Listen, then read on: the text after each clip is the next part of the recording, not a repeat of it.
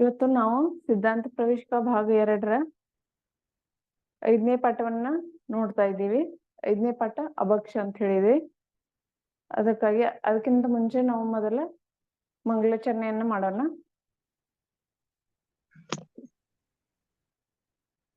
ನಮೋ ಅರಿಹಂತಾಳಂ ನಮೋ ಸಿದ್ಧಾಳಂ ನಮೋ ಯರಿಯಾಳಂ ನಮೋ ಛಾಯಾಣಂ ನಮೋ ಲೋಯೆ ಸವ್ವಸಾಹುಣಂ ಏಸೋ ಪಂಚನಮೋ ಯಾರೋ ಸವ್ವಪ್ಪಾವಪ್ಪನಾಸಣೋ ಮಂಗಲಾಣಂ ಚ ಸವ್ವೇಸಿಂ ಪಡಮಂ ಹವೈ ಮಂಗಲಂ ಪಡಮಂ हवै मंगलम। जय बोल पंच परमेष्ठी भगवान की जय हो। संत शिरोमणि आचार्य भगवान श्री विद्यासागर जी महाराज की जय हो। विद्या शिरोमणि नवाचार्य परम पूज्य 108 समय सागर जी महाराज की जय हो। निर्यापक श्रवण मुनि श्री योग सागर जी, नियम सागर जी, सदा सागर जी आदि मुनिराजों की जय हो। समस्त मुनि संघ की जय हो। ಎಲ್ಲರಿಗೂ ಜೈ ಜಿನೇಂದ್ರ.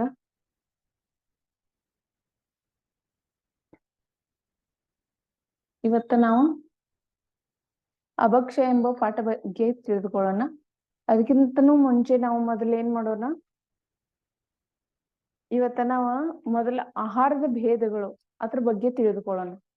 ಯಾಕೆಂದ್ರೆ ಆಹಾರದಲ್ಲಿ ಭೇದಗಳು ಎಷ್ಟಿವೆ ಅಂತ ಹೇಳಿ ನಮಗ ಅರಿತ ಹೊರತಾಗಿ ಈ ಅಭಕ್ಷ ಅನ್ನೋದು ಪಾಠ ನಮಗ ಅರ್ಥ ಆಗೋದಿಲ್ಲ. ಹಾಗಾಗಿ ಮೊದಲ ಆಹಾರದಲ್ಲಿ 3 ಭೇದಗಳಿದಾವೆ. ಅವು ಯಾವುವು ಅಂದ್ರೆ ಸಾತ್ವಿಕ ಆಹಾರ, ರಾಜಸಿಕ ಆಹಾರ ಮತ್ತು ತಾಮಸಿಕ ಆಹಾರ. ಸಾತ್ವಿಕ ಆಹಾರ ಅಂದ್ರೆ ಏನು ಅದನ್ನ ಮೊದಲು ನಾವು ತಿಳ್ಕೊಳ್ಳೋಣ. ಸಾತ್ವಿಕ ಯಾವ ಆಹಾರವು ಮನುಷ್ಯನ ಶರೀರದಲ್ಲಿ ಆತ್ಮನಲ್ಲಿ ಒಳ್ಳೆಯ ಗುಣ ಸಂಸ್ಕಾರಗಳನ್ನು ಹುಟ್ಟಿಸಲು ಕಾರಣವಾಗುತ್ತದೆಯೋ ಮತ್ತು ಆರೋಗ್ಯ, ಮನಸ್ಸು, ಇಂದ್ರಿಯಗಳನ್ನು ಸ್ಥಿರಗೊಳಿಸಿ ಮನುಷ್ಯನಿಗೆ ಧರ್ಮ ಪಾಲನೆಯತ್ತ ಸಾಗಲು ಸಂಯಮವನ್ನು ಧರಿಸಲು ಸಹಾಯಕವಾಗುತ್ತದೆ, ಅದಕ್ಕೆ ಸಾತ್ವಿಕ ಆಹಾರ ಎನ್ನುವರು. ಸಾತ್ವಿಕ ಆಹಾರ ಯಾವ್ದಕ್ಕಂದ್ರ ಯಾವ್ದ ಆರೋಗ್ಯ, ಮನಸ್ಸು ಮತ್ತು ಇಂದ್ರಿಯಗಳನ್ನ ಸ್ಥಿರಗೊಳಿಸಿ ಮನುಷ್ಯನಿಗೆ ಇಲ್ಲದ್ರ ಧರ್ಮ ಪಾಲನೆ ಮಾಡೋದ್ರಲ್ಲಿ ಯಾವ ರೀತಿ ಅದು ಸಹಾಯಕವಾಗುತ್ತೆ, ಸಂಯಮ ಧಾರಣೆ ಮಾಡಲು ಅದು ಸಹಾಯಕವಾಗುತ್ತೆ. ಅದನ್ನಿಲ್ಲದ್ರ ನಾವು ಅಂತ ಆಹಾರ ಪದಾರ್ಥಗಳು ಏನಿದಾವಲ್ಲ ಅದಕ್ಕೆ ನಾವು ಸಾತ್ವಿಕ ಆಹಾರ ಅಂತ ಹೇಳಿ ಅಂತೇವೆ. ಉದಾಹರಣೆ, ಕಾಲ ಮರ್ಯಾದೆಯಿಂದ ತಯಾರಾದ ಶುದ್ಧ ಶಾಕಾಹಾರ ಪದಾರ್ಥಗಳು. ಕಾಲ ಮರ್ಯಾದೆ ಅಂದ್ರೆ ಇಂತಿಷ್ಟು ಟೈಮ್ ಇರುತ್ತೆ, ಆ ಟೈಮ್ದಲ್ಲಿ ತಯಾರಾಗುವಂತ ಶುದ್ಧವಾದ ಆಹಾರ ಪದಾರ್ಥಗಳು. ಈಗಾಗಲೇ ನಾನು ವಾಟ್ಸಪ್ನಲ್ಲಿ ನಿಮಗೆ ಎಲ್ಲರಿಗೂ ಕಾಲ ಮರ್ಯಾದೆ ಕೋಷ್ಟಕವನ್ನ ಹಾಕಿದ್ದೀನಿ, ಆಹಾರದ ಕಾಲ ಮರ್ಯಾದೆ ಕೋಷ್ಟಕವನ್ನ ಹಾಕಿದ್ದೀನಿ. ಅದರಲ್ಲಿ ತಾವೆಲ್ಲರೂ ನೋಡಿರ್ಬೋದು. ಹಿಟ್ಟಿನ ಮರ್ಯಾದೆ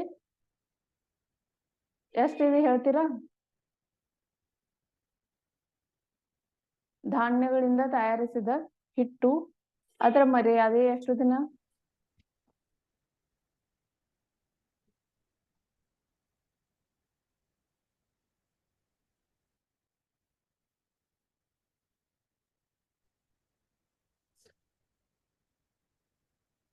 ಯಾರಾದ್ರೂ ಹೇಳಲಿಕ್ಕೆ ಪ್ರಯತ್ನ ಮಾಡ್ತೀರಾ?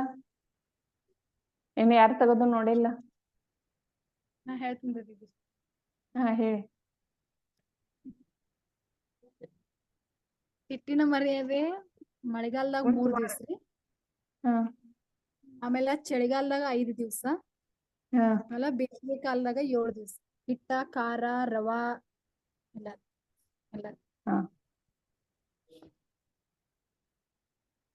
ನೋಡಿದೀರ ಹಂಗಾದ್ರೆ?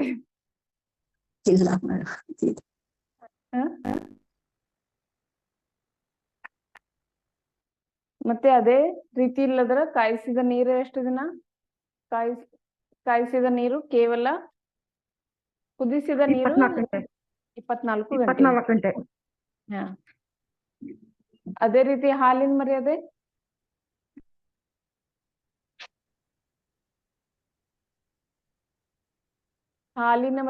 ನಾವು 24 ಗಂಟೆ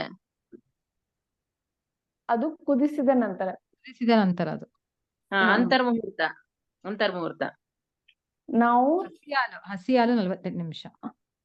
ಹಸಿ ಹಾಲು ಹಸುವಿನಿಂದ ಹಾಲು ತೆಗೆದ ನಂತರ ಹಿಂಡಿದ ನಂತರ ಅದು ಕೇವಲ 48 ನಿಮಿಷಗಳ ಇಲ್ಲದ್ರ ಅಂತರ್ಮುಹೂರ್ತದವರೆಗೆ ಅದು ಹಾಲು ಭಕ್ಷ್ಯ ಆಗ್ಲಿಕ್ಕೆ ಅಂದ್ರೆ ಸೇವಿಸ್ಲಿಕ್ಕೆ ಯೋಗ್ಯ ಇರುತ್ತೆ. ಅದನ್ನು ನಾವು ಸೋಸಿ ಇಲ್ಲದ್ರೆ ಸೇವಿಸಬೇಕಾಗತ್ತೆ. ಡೈರೆಕ್ಟ್ ಹಾಗೆ ಸೇವಿಸಿದ್ರೆ ಆರೋಗ್ಯಕ್ಕೆ ಒಳ್ಳೆಯದಲ್ಲ.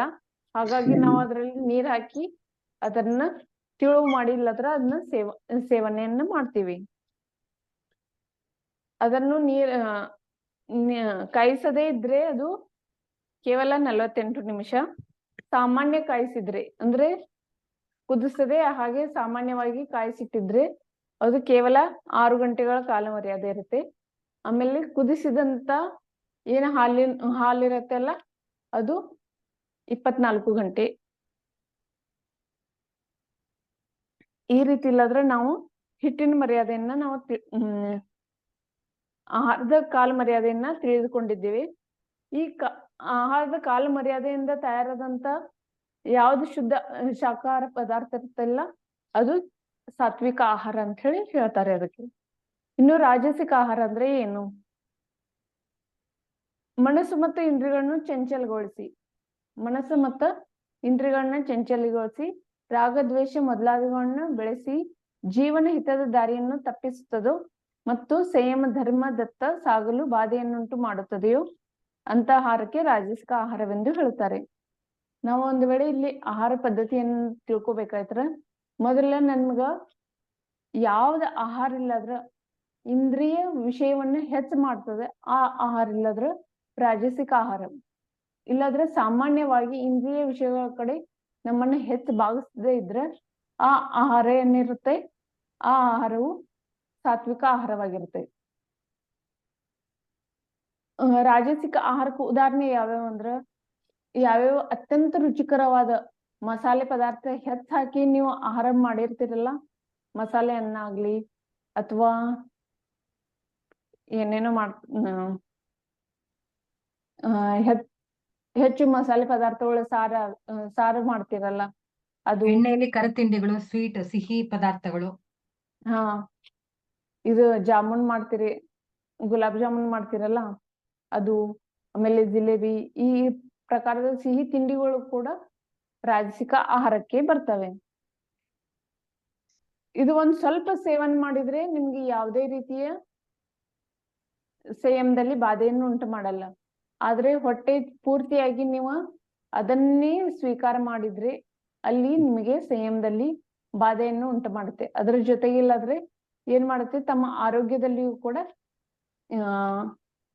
ಮೇಲು ಅಂದ್ರೆ ಹೇರಾಫೇರಿ ಮಾಡುತ್ತೆ, ಸ್ವಾಸ್ಥ್ಯವು ಕೂಡ ಕೆಡತ್ತೆ. ಅದರಿಂದ ತಾವು ರಾಜಸಿಕ ಆಹಾರ ಎಷ್ಟಾಗತ್ತೆ ಅಷ್ಟು ಕಮ್ಮಿ ತಿನ್ಬೇಕು. ಹೆಚ್ಚು ನಾವು ಸಾತ್ವಿಕ ಆಹಾರವನ್ನೇ ಸ್ವೀಕಾರ ಮಾಡಬೇಕು. ಈ ಸಾತ್ವಿಕ ಆಹಾರದಲ್ಲಿ ಭಕ್ಷ್ಯ ಪದಾರ್ಥಗಳು ಮತ್ತು ಅಭಕ್ಷ್ಯ ಪದಾರ್ಥಗಳು ಅಂತ ಹೇಳಿ ಎರಡು ಭೇದ ಮಾಡ್ತಾರೆ. ಅದೇ ರೀತಿಯಲ್ಲಿ ರಾಜಸಿಕ ಆಹಾರದಲ್ಲಿಯೂ ಭಕ್ಷ್ಯ ಪದಾರ್ಥ ಮತ್ತು ಅಭಕ್ಷ್ಯ ಪದಾರ್ಥ ಅಂತ ಹೇಳಿ ಎರಡು ಭಾಗ ಮಾಡ್ತಾರೆ. ಆದ್ರೆ ಇನ್ನು ಕೊನೆಯದಾಗಿ ಯಾವ್ದು ಬರುತ್ತೆ, ತಾಮಸಿಕ ಆಹಾರ ಅಂತ ಹೇಳಿ ಬರುತ್ತೆ. ಇದರಲ್ಲಿ ಕೇವಲ ಅಭಕ್ಷ್ಯ ಪದಾರ್ಥಗಳು ಮಾತ್ರ ಇರೋದು, ಭಕ್ಷ್ಯ ಪದಾರ್ಥಗಳು ಯಾವುವು ಕೂಡ ಇಲ್ಲ. ಯಾವ ಆಹಾರವು ಮನಸ್ಸು ಮತ್ತು ಇಂದ್ರಿಯಗಳನ್ನು ಅತಿ ಚಂಚಲಗೊಳಿಸಿ ಕಾಮ, ಕ್ರೋಧ, ಲೋಭ, ರಾಗ, ದ್ವೇಷ ಮೊದಲಾದವನ್ನು ಬೆಳೆಸಿ ಜೀವನ ಹಿತದ ಮಾರ್ಗವನ್ನು ಸಂಪೂರ್ಣವಾಗಿ ಅಸ್ತವ್ಯಸ್ತಗೊಳಿಸುತ್ತದೆಯೋ ಮತ್ತು ಸಂಯಮ ಧರ್ಮದತ್ತ ಸಾಗಲು ಸಂಪೂರ್ಣವಾಗಿ ಪ್ರತಿಕೂಲತೆಯನ್ನುಂಟು ಮಾಡುತ್ತದೆಯೋ ಅಂತ ಆಹಾರಕ್ಕೆ ತಾಮಸಿಕ ಆಹಾರವೆಂದು ಹೇಳುತ್ತಾರೆ. ಅಂದ್ರೆ ಯಾವ ಆಹಾರ ಇಲ್ಲದ್ರ ನಮಗೆ ವಿಷಯಕಗಳನ್ನ ಹೆಚ್ಚು ಮಾಡ್ತತೆ, ರಾಗದ್ವೇಷಗಳನ್ನ ಹೆಚ್ಚು ಮಾಡುತ್ತೆ ಅಂತ ಆಹಾರ ಪದಾರ್ಥ ಏನಿದಾವಲ್ಲ ಅವು ಹಿಂಸಾತ್ಮಕವಾದ ಆಹಾರ ಪದಾರ್ಥಗಳಿರ್ತವೆ. ಆ ಆಹಾರ ಪದಾರ್ಥ ಯಾವಾಗಲೂ ಅಭಕ್ಷ್ಯವಾಗಿರುತ್ತವೆ. ಈ ತಾಮಸಿಕ ಆಹಾರವನ್ನು ನಾವು ಎಂದು ಸ್ವೀಕಾರ ಮಾಡಬಾರ್ದು. ಉದಾಹರಣೆಗಾಗಿ ಇದರಲ್ಲಿ ಏನೇನು ಕೊಟ್ಟಾರು? ಮಾಂಸ, ಮೊಟ್ಟೆ, ಮಧು, ಮದ್ಯ, ತಂಬಾಕು, ನಶೇರಿಸುವ ಪದಾರ್ಥಗಳು, ಹಿಂಸಾತ್ಮಕ ಪದಾರ್ಥಗಳು, ಬೇಕರಿ ಪದಾರ್ಥಗಳು ಇವೆಲ್ಲ ಏನಾಗ್ತವೆ? ತಾಮಸಿಕ ಆಹಾರ ಪದಾರ್ಥ ಆಗ್ತವೆ.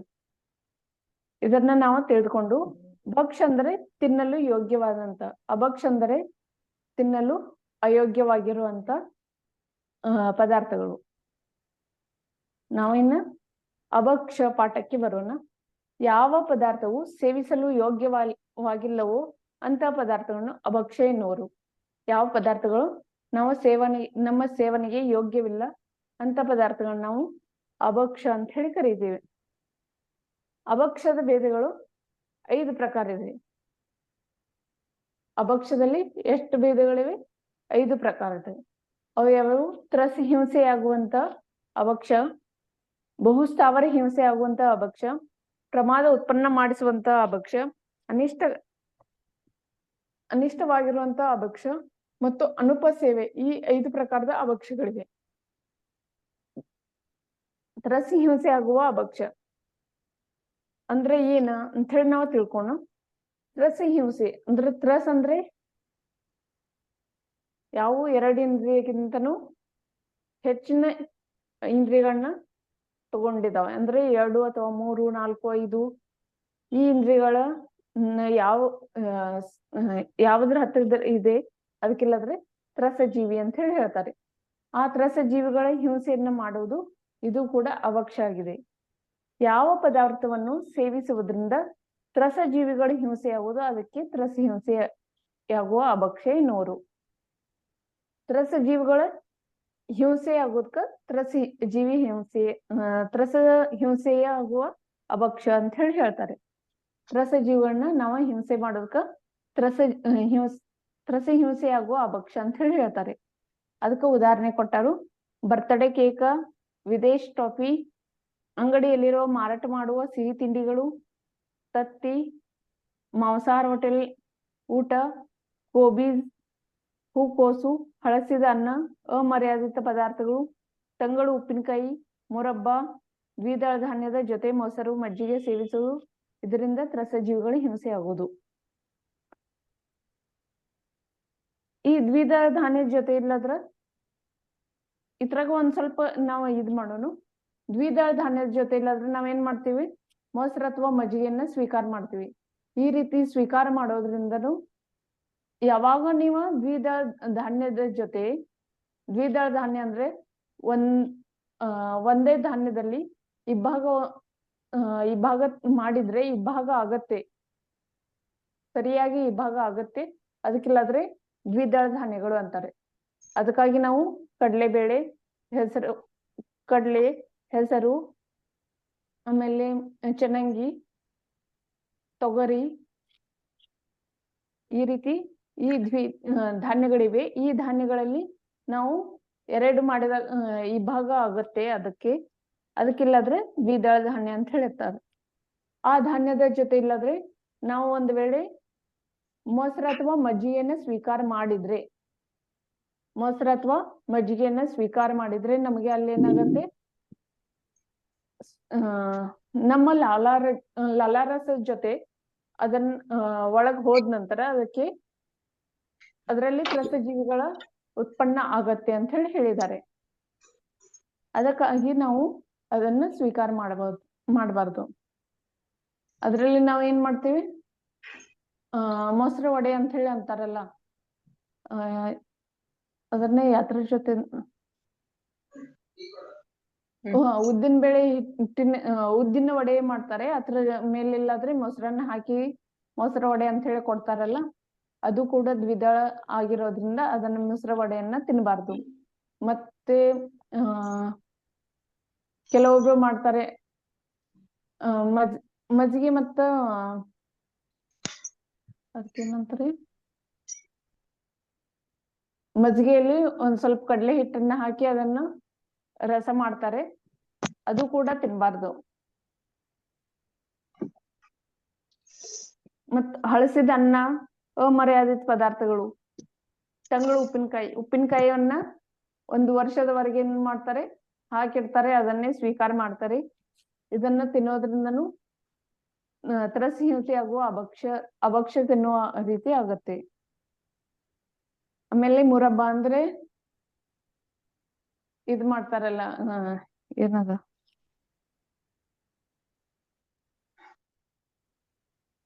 ನೆಲ್ಲಿಕಾಯ್ದ ಮುರಬ್ಬ ಅಂತ ಹೇಳಿ ಮಾಡ್ತಾರಲ್ಲ, ನೆಲ್ಲಿಕಾಯ್ದು ಮಾಡ್ತಾರೆ, ಮಾವಿನಕಾಯ್ದು ಮಾಡ್ತಾರೆ, ಅದನ್ನ ಸಕ್ಕರೆ ಪಾಕದಲ್ಲಿ ಹಾಕಿ ಇಡ್ತಾರಲ್ಲ, ಅದು ಮುರಬ್ಬ ಅಂತ ಹೇಳಿ ಅಂತಾರೆ. ಆ ಮುರಬ್ಬವನ್ನ ನಾವು ತಿನ್ನೋದ್ರಿಂದ ಏನಾಗತ್ತೆ, ಅದು ಬಹಳ ದಿವಸದವರೆಗೆ ಇಟ್ಟು ನಾವು ತಿನ್ನೋದ್ರಿಂದ ಅದು ಅಭಕ್ಷ್ಯ ಬರುತ್ತೆ. ಮತ್ ಮಾಂಸಾಹಾರಿ ಹೋಟೆಲ್ದಲ್ಲಿ ಹೋಗಿ ನಾವು ಊಟ ಮಾಡಿದ್ರು ಕೂಡ ನಾವು ಅಭಕ್ಷಿಗಳು ಅಂತ ಹೇಳಿ ಹೇಳ್ತೇವೆ. ಮಾಂಸಾಹಾರಿ ಮತ್ತು ಶಾಕಾಹಾರಿ ಸೆಪರೇಟ್ ಇದ್ರೂ ಕೂಡ ಅಲ್ಲಿ ಮಾಂಸಾಹಾರಿ ಹೋಟೆಲ್ದಲ್ಲಿ ಹೋಗಿ ತಾವು ಮಾಂಸಾಹಾರಿ ಮತ್ತು ಶಾಕಾಹಾರಿ ಎರಡು ಮಿಕ್ಸ್ ಇದ್ದಂತ ಹೋಟೆಲ್ದಲ್ಲಿ ಹೋಗಿ ನಾವು ಯಾವಾಗ್ಲೂ ಆಹಾರವನ್ನ ಸ್ವೀಕಾರ ಮಾಡಬಾರ್ದು. ಆಮೇಲೆ ಬೇಕರಿ ವಸ್ತುಗಳಂತ ಹೇಳ್ಯಾರು. ಆ ಬೇಕರಿ ವಸ್ತುಗಳಲ್ಲಿಯೂ ಕೂಡ ನಾವು ಎಷ್ಟೊಂದು ಹಿಂಸೆಯನ್ನು ಮಾಡುವಂತ ಕೆಲವೊಂದು ಕೆಮಿಕಲ್ಗಳನ್ನ ಹಾಕಿರ್ತಾರೆ, ಅದು ನಮಗ ಗೊತ್ತಿರೋದಿಲ್ಲ. ಗೊತ್ತಿಲ್ದೇನೆ ನಾವೇನ್ ಮಾಡ್ತೀವಿ, ಅದನ್ನ ಸ್ವೀಕಾರ ಮಾಡ್ತೀವಿ, ಇದು ಕೂಡ ನಮಗೆ ಅಭಕ್ಷ್ಯ ಆಗತ್ತೆ. ಆ ಬೇಕರಿ ವಸ್ತುಗಳಲ್ಲಿ ಕೆಲವೊಂದು ಪ್ರಾಣಿಜನ್ಯ ಮೂಲಗಳು ಇವೆ. ಯಾವ್ಯಾವ ಅನ್ನೋದ ಒಂದ್ ಸ್ವಲ್ಪದ್ರಲ್ಲಿ ಹೇಳ್ತೇನೆ. ಪ್ರಾಣಿಜನ್ಯ ಯಾವ್ದ್ರಲ್ಲಿ ಹಾಕಿರ್ತಾರಲ್ಲ ಅದ್ರ ಮೇಲೆ ಇಲ್ಲಾದ್ರೆ ಏನ್ ಮಾಡ್ತಾರೆ, ವಸ್ತುಗಳ ಮೇಲೆ ಪ್ಯಾಕೆಟ್ ಬರುತ್ತೆ, ಆ ಪ್ಯಾಕೆಟ್ ಮೇಲೆ ಇಲ್ಲಾದ್ರೆ ಏನ್ ಮಾಡ್ತಾರೆ, ಕೆಲವೊಂದು ಕೋಡ್ಗಳನ್ನ ಬರ್ದಿರ್ತಾರೆ. ಆ ಕೋಡ್ಗಳ ಬರೆದಿರ್ತಾರೆ. ಆ ಕೋಡ್ ಮುಖಾಂತರ ಇಲ್ಲಾದ್ರೆ ನಾವೇನ್ ಮಾಡ್ತೀವಿ, ಆ ವಸ್ತು ಹಸಿರು ಬಣ್ಣ ಅದರಿಂದ ನಾವೇನಂತೀವಿ, ಈ ವಸ್ತು ಗ್ರಹಣ ಮಾಡ್ಲಿಕ್ಕೆ ಯೋಗ್ಯವೇ, ಇದು ಶಾಕಾಹಾರಿ ಇದೆ ಅಂತ ಹೇಳಿ ನಾವು ತಿಳ್ಕೊತೇವೆ. ಆದ್ರೆ ಹಾಗಿಲ್ಲ. ಕೆಲವೊಂದು ಈ ನಂಬರ್ಗಳಿವೆ, ಆ ಈ ನಂಬರ್ಗಳನ್ನ ನೋಡಿದ ನಂತರ ಇದು ಪ್ರಾಣಿಜನ್ಯವೋ ಅಥವಾ ಪ್ರಾಣಿಜನ್ಯ ಅಲ್ಲ ಅಂತ ಹೇಳಿ ಗೊತ್ತಾಗತ್ತೆ. ಅದನ್ನು ನಾವೆಷ್ಟು ಶಾಕಾಹಾರಿಗಳು ಅನ್ನುವಂತ ಒಂದು ಪುಸ್ತಕ ಇದೆ. ಎಷ್ಟು ಒಂದು 7-10 ಪೇಜಿಂದ ಇರ್ಬೋದು, ಅದು 18 ಪೇಜಿಂದ ಇದೆ. ಆ ಪೇಜನ್ನ ನಾವು ನಿಮಗೆ ಇದು ಮಾಡಿ PDF ಮಾಡಿ ಬಿಡ್ತೇನೆ ನಂತರ ವಾಟ್ಸಪ್ ಗ್ರೂಪ್ ನಲ್ಲಿ. ಅದನ್ನ ನೀವು ನೋಡ್ಕೊಂಡ್ರೆ ನಿಮ್ಗೆ ಗೊತ್ತಾಗುತ್ತೆ ನಾವು ಎಷ್ಟು ಶಾಕಾಹಾರಿಗಳು ಅಂತ ಹೇಳಿ. ಅದರಲ್ಲಿ ಕೆಲವೊಂದು ಈ ನಂಬರ್ಗಳಿದೆ, ಅವನ್ನ ನೋಟ್ ಮಾಡಿ ಇಟ್ಕೊಳ್ಳಿ. ಈ 120, ಈ 422, ಈ 471, ಈ 485, ಈ 488, ಈ 542, ಈ 631, ಈ 904, ಈ 910, ಈ 920, ಈ 921. ಇವೇನಿದಾವಲ್ಲ ಇವೆಲ್ಲ ಪ್ರಾಣಿಜನ್ಯವೇ ಇವೆ. ಅದಕ್ಕಾಗಿ ನಾವು ಪ್ರಾಣಿಜನ್ಯದಿಂದ ಪ್ರಾಣಿಜನ್ಯ ವಸ್ತುವಿನಿಂದ ನಾವು ಉಳ್ಕೋಬೇಕಂದ್ರೆ, ಮಾಂಸಾಹಾರದಿಂದ ನಾವು ಉಳ್ಕೋಬೇಕಂದ್ರೆ ಈ ವಸ್ತುಗಳನ್ನ, ಈ ನಂಬರ್ಗಳನ್ನ ನೋಡಿ ನಾವು ಇಲ್ಲದ್ರೆ ಏನ್ ಮಾಡ್ಬೇಕು, ಆ ಪ್ರಾಣಿ ಜನ್ಯ ಏನ್ ತಯಾರಾಗಿರುತ್ತಲ್ಲ ಪದಾರ್ಥವನ್ನ, ಆ ಪದಾರ್ಥದಿಂದ ನಾವು ಉಳಿಬಹುದಾಗಿದೆ. ಮತ್ತೆ ಇದರಲ್ಲಿ ಬಹಳ ಕೊಟ್ಟಿದ್ದಾರೆ. ಆಲೂಗಡ್ಡೆ ಚಿಪ್ಸ್ ಮತ್ತು ವೆಪರ್ಸ್ ಯಾವ ರೀತಿ ತಯಾರಾಗತ್ತೆ, ಅದು ಹಳದಿ ಬಣ್ಣ ಬರ್ಬೇಕಾದ್ರೆ ಅದರಲ್ಲಿ ಮೊಟ್ಟೆಯನ್ನ ಹಾಕ್ತಾರೆ ಅಂತ ಹೇಳಿ ಹೇಳಿದ್ದಾರೆ. ಮತ್ ನೂಡಲ್ಸ್ ದಲ್ಲಿ ಕೂಡ ಮೊಟ್ಟೆಯ ಬಿಳುಪಿನ ಪೌಡರ್ ಅನ್ನ ಹಾಕುತ್ತಾರೆ. ಅದೇ ರೀತಿ ಇಲ್ಲದ್ರ ನಾವು ಒಂದ್ ವೇಳೆ ಶಾಕಾಹಾರಿ ಉಳಿಬೇಕಾಗಿದ್ರೆ ಕೆಲವೊಂದನ್ನ ವರ್ಜ್ ಮಾಡ್ಬೇಕಾಗತ್ತೆ, ಅಂದ್ರೆ ಕೆಲವೊಂದನ್ನ ನಾವು ಬಿಡ್ಬೇಕಾಗತ್ತೆ, ತ್ಯಾಗ ಮಾಡ್ಬೇಕಾಗತ್ತೆ.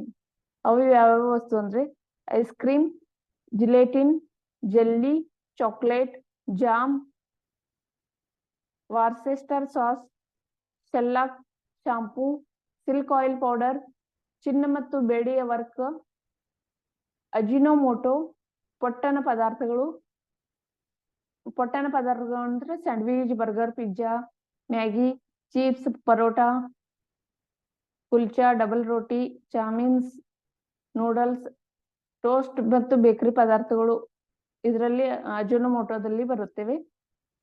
Cheese, chewing gum, chips, glycerine, suntan oil, bone china crockery, ದ್ವಿದಳ, ಚಹಾ, ಕಾಫಿಯ ತ್ಯಾಗ, ಧೂಮ್ರಪಾನ, ಪಾನ್ ಮಸಾಲ, ಗುಟ್ಕಾ, ಸಾಬೂದಾನ, ಚರ್ಮದ ವಸ್ತು, ರೇಷ್ಮೆ ಬಟ್ಟೆ, ಕಸ್ತೂರಿ, ಉಗುರು ಬಣ್ಣ ಅಂದ್ರೆ ನೇಲ್ ಪಾಲಿಶ್, ಲಿಪ್ಸ್ಟಿಕ್, ಸೇಂಟ್, ಕೋಸೆ ವಸ್ತ್ರ ಅಂತ ಹೇಳಿದೆ ಅದು, ಕ್ಯಾಪ್ಸೂಲ್, ಅಣೆಯದಂತ, ಬಣ್ಣ ಬಳಿಯೋ ಬ್ರಷ್, ಸಿಂಥೆಟಿಕ್ ಹೊದಿಕೆ, ಜೇನುತುಪ್ಪ, ಶೀತಲ ಪೇಯಗಳು, ಮುತ್ತು, ಶಟಲ್ ಶಾಕ್, ನಿಂಬೆ ರಸ ಅಥವಾ ನಿಂಬೆ ಉಪ್ಪು,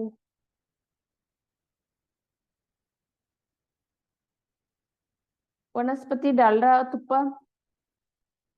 ಅಲ್ಬುಮಿನ್, ಪೇಟೆಯಲ್ಲಿ ಸಿಗುವ ಹಿಟ್ಟು, ಬ್ರೆಡ್, ಬಿಸ್ಕಿಟ್, ಟೋಸ್ಟ್, ಡಬಲ್ ರೋಟಿ, ಪಾವ್, ನಾನ್ ಕಟಾಯಿ ಮೊದಲಾದ ಬೇಕರಿ ವಸ್ತುಗಳು, ಮೆಡಿಕೇರ್, ಇನ್ಸುಲಿನ್, ಸ್ನಾನದ ಸಾಬೂನ್, ಟೂತ್ ಪೇಸ್ಟ್ ಮತ್ತು powder, polo mint, Minto fresh, filter ನೀರು, ಸಿಂಥೆಟಿಕ್ ಹಾಲು, ಮಜ್ಜಿಗೆ, ಪೇಟಿಸ್,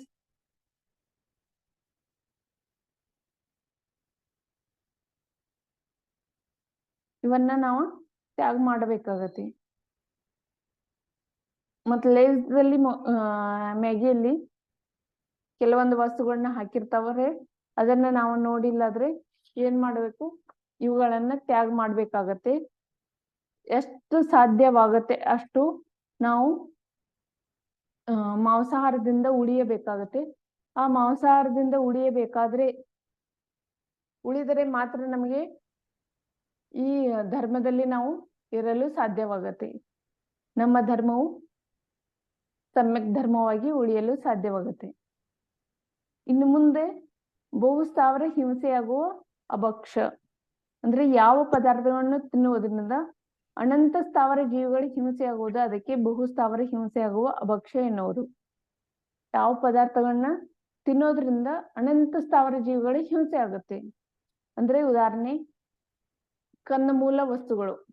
ಕಂದಮೂಲ ಯಾವಿದಾವಲ್ಲ ಅವೆಲ್ಲವೂ ಅನಂತ ಕಾಯಿಕ ಜೀವಿಗಳಿಂದ ಹೊಂದಿರುವಂತ ಪದಾರ್ಥಗಳು. ಇದೆ ಅದು ನಿಂಬು ರಸ ಅಂತ ಏನ್ ಹೇಳಿದ್ರಲ್ಲ, ಅದೇನು ದಿದೆ? ಅದು ನಿಂಬು ರಸ ಅಂತ ಹೇಳಿ ಒಂದು ಇದು ಸಿಟ್ರಿಕ್ ಆಸಿಡ್ ಹಿಂಗೇನೋ ಸಿಗತ್ತೆ, ಅದನ್ನ ಢೋಕಳಾದಲ್ಲಿ ಹಾಕ್ತಾರೆ ನೋಡಿ. ಓಕೆ ಓಕೆ, ಹಾ ಗೊತ್ತಾಯ್ತು. ನಾನು ನಿಂಬು ರಸ ಬರೀ ಅದು ನಿಂಬೆಹಣ್ಣಿಂದ ಏನು ಹೇಳ್ತಿದ್ದೀರಾ ಅಂತ ಅದು ಸ್ವಲ್ಪ ಡೌಟ್ ಆಯ್ತು. ನಿಂಬು ರಸ ಆತರ ಇದಲ್ವಲ್ಲ ಅಂತ ಅದಕ್ಕೆ ಕೇಳಿ. ಸರಿ, ಅದೇ ಢೋಕಳಾದಲ್ಲಿ ಹಾಕ್ತಾರೆ, ಅದಕ್ಕೇನೋ ಅಂತಾರೆ. ಹೌದು, ಗೊತ್ತಾಯ್ತು ಅದೇನ್ ಹೇಳ್ದ. ಹೌದು, ಬಟ್ ನಾನು ನಿಂಬು ರಸ ಅಂದ್ರೆ ಡೈರೆಕ್ಟ್ ನಿಂಬು ಇಲ್ಲ, ಏನೋ ಅಲ್ಲ, ಇನ್ನೊಂದೇನೋ ಇದನ್ ಮಾಡ್ತಾರ, ಅದು ಬೇರೆ ಇದೆ, ಅದೇನೋ ಹೇಳ್ತಾರೆ. ಏನೋ ಅಲ್ಲ, ಅದು ಏನೋ ಹೇಳ್ತಾರ, ಅದನ್ನ ಬೇರೆ ಇದೆ. ಸೋಡಾ ಇನೋನೆ. ಹಾ ಹೌದು, ಮತ್ತೊಂದು ಯಾವ್ದೋ ಒಂದು ಪದಾರ್ಥವನ್ನ ಹಾಕ್ತಿದ್ರು ಯೂಸ್ ಮಾಡೋದು ಇನ್ಸ್ಟೆಡ್ ಆಫ್ ಸೋಡಾ ಟೈಪ್. ಅದು ಇದೇನೋ ಅಲ್ಲ, ಅವ್ರಿಗೆ ಹೇಳ್ತಿರೋದು ಅದು ಬೇರೆ. ಬಟ್ ನಾನು ನಿಂಬು ರಸ ಅಂದಾಗ ನಿಂಬೆಹಣ್ಣೇನು ಅಂತ ಅನ್ಕೊಂಡು ಸ್ವಲ್ಪ ಡೌಟ್ ಆಯ್ತು, ಅದಕ್ಕೆ ಕೇಳಿದೆ. ಹಾ ಸರಿ. ಇಲ್ಲ ನಿಂಬು ರಸ ಇದು ನಾವು ವನಸ್ಪತಿ ಸಿಗುತ್ತೆಲ್ಲ, ನಿಂಬೆ ಸಾರ ಅಂತ ಹೇಳಿ ಹೇಳಿದ್ದಾರೆ. ಹಾ, ನಿಂಬೆ ಉಪ್ಪುನು ಅಂತಾರೆ ಅದಕ್ಕೆ. Okay okay. ದೀದಿ, ನಿಂಬು ಅದು ಸಿಟ್ರಿಕ್ ಆಸಿಡ್ ಅಂದ್ರೆ ಸಕ್ಕರೆ ಹರಳಿನ ಹಾಗೆ ಇರುತ್ತಲ್ಲ, ಅದಲ್ಲ? ಹಾ ಅದೇ ಸಿಟ್ರಿಕ್ ಆಸಿಡ್ ಸಕ್ಕರೆ ಹರಳಿನ ಹಾಗೇನೆ. ನೋಡಿದ್ರೆ ಮಾತ್ರ ಅದು ಗೊತ್ತಾಗೋದು ನಮ್ಗೆ ಅದು ಹುಳಿ ಅಂತ. ಹೌದು, ಕರೆಕ್ಟ್. ಅದನ್ನೇ ನಾವು ಯೂಸ್ ಮಾಡಿದ್ರೆ ಏನಾಗುತ್ತೆ, ಅದು ಅಭಕ್ಷದಲ್ಲಿ ಬರುತ್ತೆ. ಅದನ್ನ ನಾವು ಯೂಸ್ ಮಾಡಬಾರ್ದು. ನಮಗೂ ಗೊತ್ತಿರ್ಲಿಲ್ಲ. ಮೊದಲು ನಾವು ಸಣ್ಣವರಿದ್ವಲ್ಲ, ಇನ್ನೂ ವ್ರತ ತಗೊಂಡಿರ್ಲಿಲ್ಲ. ಅವಾಗ ಅದನ್ನೇ ತಂದು ನಮ್ ತಾಯಿಯವರು ಅಂದ್ರೆ ಡೋಕ್ಳಾವನ್ನ ಮಾಡ್ತಿದ್ರು. ಆಮೇಲೆ ಯಾವಾಗ ನಮಗೆ ಗೊತ್ತಾಯ್ತು ಅವಾಗಿಂದ ಅದನ್ನ ತ್ಯಾಗ ಮಾಡ್ಬಿಟ್ಟು.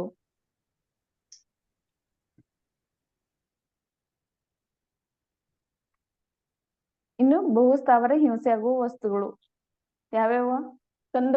ಕಂದಮೂಲ ವಸ್ತುಗಳು: ಆಲೂಗಡ್ಡೆ, ಮೂಲಂಗಿ, ಗಜ್ಜರಿ, ಈರುಳ್ಳಿ, ಬೆಳ್ಳುಳ್ಳಿ, ಹಸಿ ಶುಂಠಿ, ಗೆಣಸು.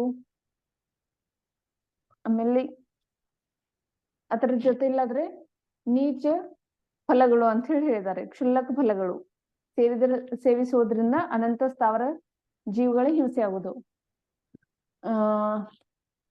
ನೀಚ ಫಲಗಳು ಯಾವ ಅಂದ್ರೆ ಪಂಚ ಉದುಂಬರ ಅಂತ ಹೇಳಿ ಹೇಳ್ತಾರಲ್ಲ, ಆ ಪಂಚ ಉದುಂಬರ ಫಲಗಳನ್ನ ನಾವು ಸೇವಿಸಬಾರದು. ಪ್ರಮಾದಕಾರಕ ಅಭಕ್ಷ್ಯ: ಯಾವ ಪದಾರ್ಥಗಳನ್ನು ಸೇವಿಸುವುದರಿಂದ ಪ್ರಮಾದ ಅಥವಾ ಆಲಸ್ಯ, ಕೆಟ್ಟ ಭಾವನೆಗಳು ಬರುತ್ತವೆ ಅವುಗಳನ್ನು ಪ್ರಮಾದಕಾರಕ ಅಭಕ್ಷ್ಯ ಎನ್ನುವರು. ಯಾವ ಪದಾರ್ಥದನ್ನ ನಾವು ಸೇವನೆ ಮಾಡುವುದರಿಂದ ಏನಾಗತ್ತೆ, ನಮ್ಮಲ್ಲಿ ಕೂಡ ಕೆಟ್ಟ ಭಾವನೆಗಳ ಬರುತ್ತೆ. ಆ ಕೆಟ್ಟ ಭಾವನೆಗಳಿಂದ ನಾವು ಉಳಿಬೇಕಾದ್ರೆ ಆ ಪ್ರಮಾದಕಾರಕ ವಸ್ತುಗಳನ್ನ ಬಿಡಬೇಕಾಗುತ್ತೆ. ಇದರಲ್ಲಿ ಉದಾಹರಣೆ ಕೊಟ್ಟಾರೆ ಮದ್ಯಪಾನ. ಅಂದ್ರೆ ಮದ್ಯಪಾನ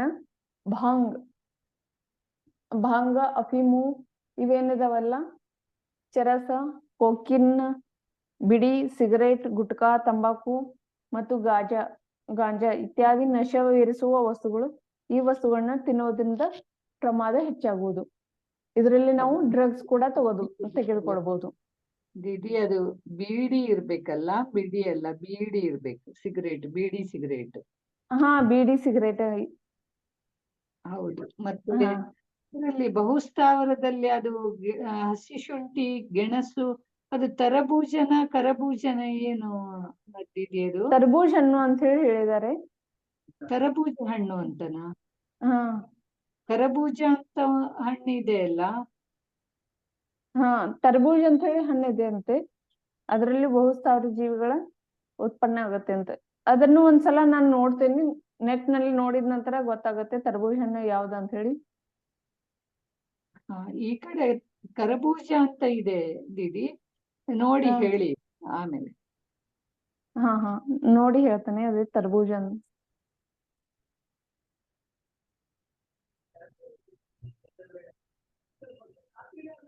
ಇನ್ನು ಡ್ರಗ್ಸ್: ಅಫೈಮ್, ಭಾಂಗ್, ಚರಸ್, ಕೋಕಿನ್, ಬಿಡಿ, ಸಿಗರೇಟ್, ಗುಟ್ಕಾ ಇವು ಏನ್ ತಿನ್ನೋದ್ರಿಂದ ಏನಾಗತ್ತೆ, ನಮಗೆ ಪ್ರಮಾದ ಹೆಚ್ಚಾಗತ್ತೆ. ಅದರ ಜೊತೆ ಕೂಡ ನಾವು ಏನ್ ಮಾಡ್ತೀವಿ, ಅದನ್ನ ತಿನ್ಲಿಕ್ಕೆ ಚಟಕ್ಕೆ ಬೀಳ್ತೀವಿ. ಇಂಥ ಚಟಕ್ಕೆ ಬೀಳುವಂತ ಪದಾರ್ಥಗಳನ್ನು ಕೂಡ ನಾವು ತಿನ್ಬಾರ್ದು. ಯಾಕಂದ್ರೆ ದಿನಾಲು ಒಂದ್ ಸಲ ತಿನ್ನೋದ್ರಿಂದ ಅದೇ ತಿನ್ಬೇಕು ಅನ್ನುವಂತ ಯಾವ ರೀತಿ ನಮಗೆ ಭಾವ ಆಗತ್ತೆ, ಅದನ್ನು ಕೂಡ ನಾವು ಪ್ರಮಾದಕಾರಕ ಅಭಕ್ಷ್ಯ ಅಂತ ಹೇಳಿ ಅಭಕ್ಷ್ಯದ ಕೋಟಿಯಲ್ಲಿ ಹಾಕಿದೀವಿ. ಆಮೇಲೆ ಅನಿಷ್ಟಕಾರಕ ಅಭಕ್ಷ್ಯ: ಯಾವ ಪದಾರ್ಥಗಳನ್ನು ಸೇವಿಸುವುದರಿಂದ ನಮ್ಮ ದೇಹಕ್ಕೆ ಅಹಿತವಾಗುವುದು ಅಂದ್ರೆ ಅಲರ್ಜಿ ಆಗುತ್ತದೆ, ಅದಕ್ಕೆ ಅನಿಷ್ಟಕಾರಕ ಅಭಕ್ಷ್ಯ ಅನ್ನುತ್ತೇವೆ.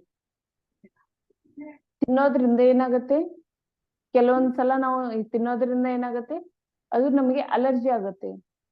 ಅಂತ ಅಲರ್ಜಿ ಆಗುವಂತ ವಸ್ತುಗಳು ಕೂಡ ನಮಗೆ ಅಭಕ್ಷ್ಯ ಅಂತ ಹೇಳಿ ಹೇಳಿದ್ದಾರೆ.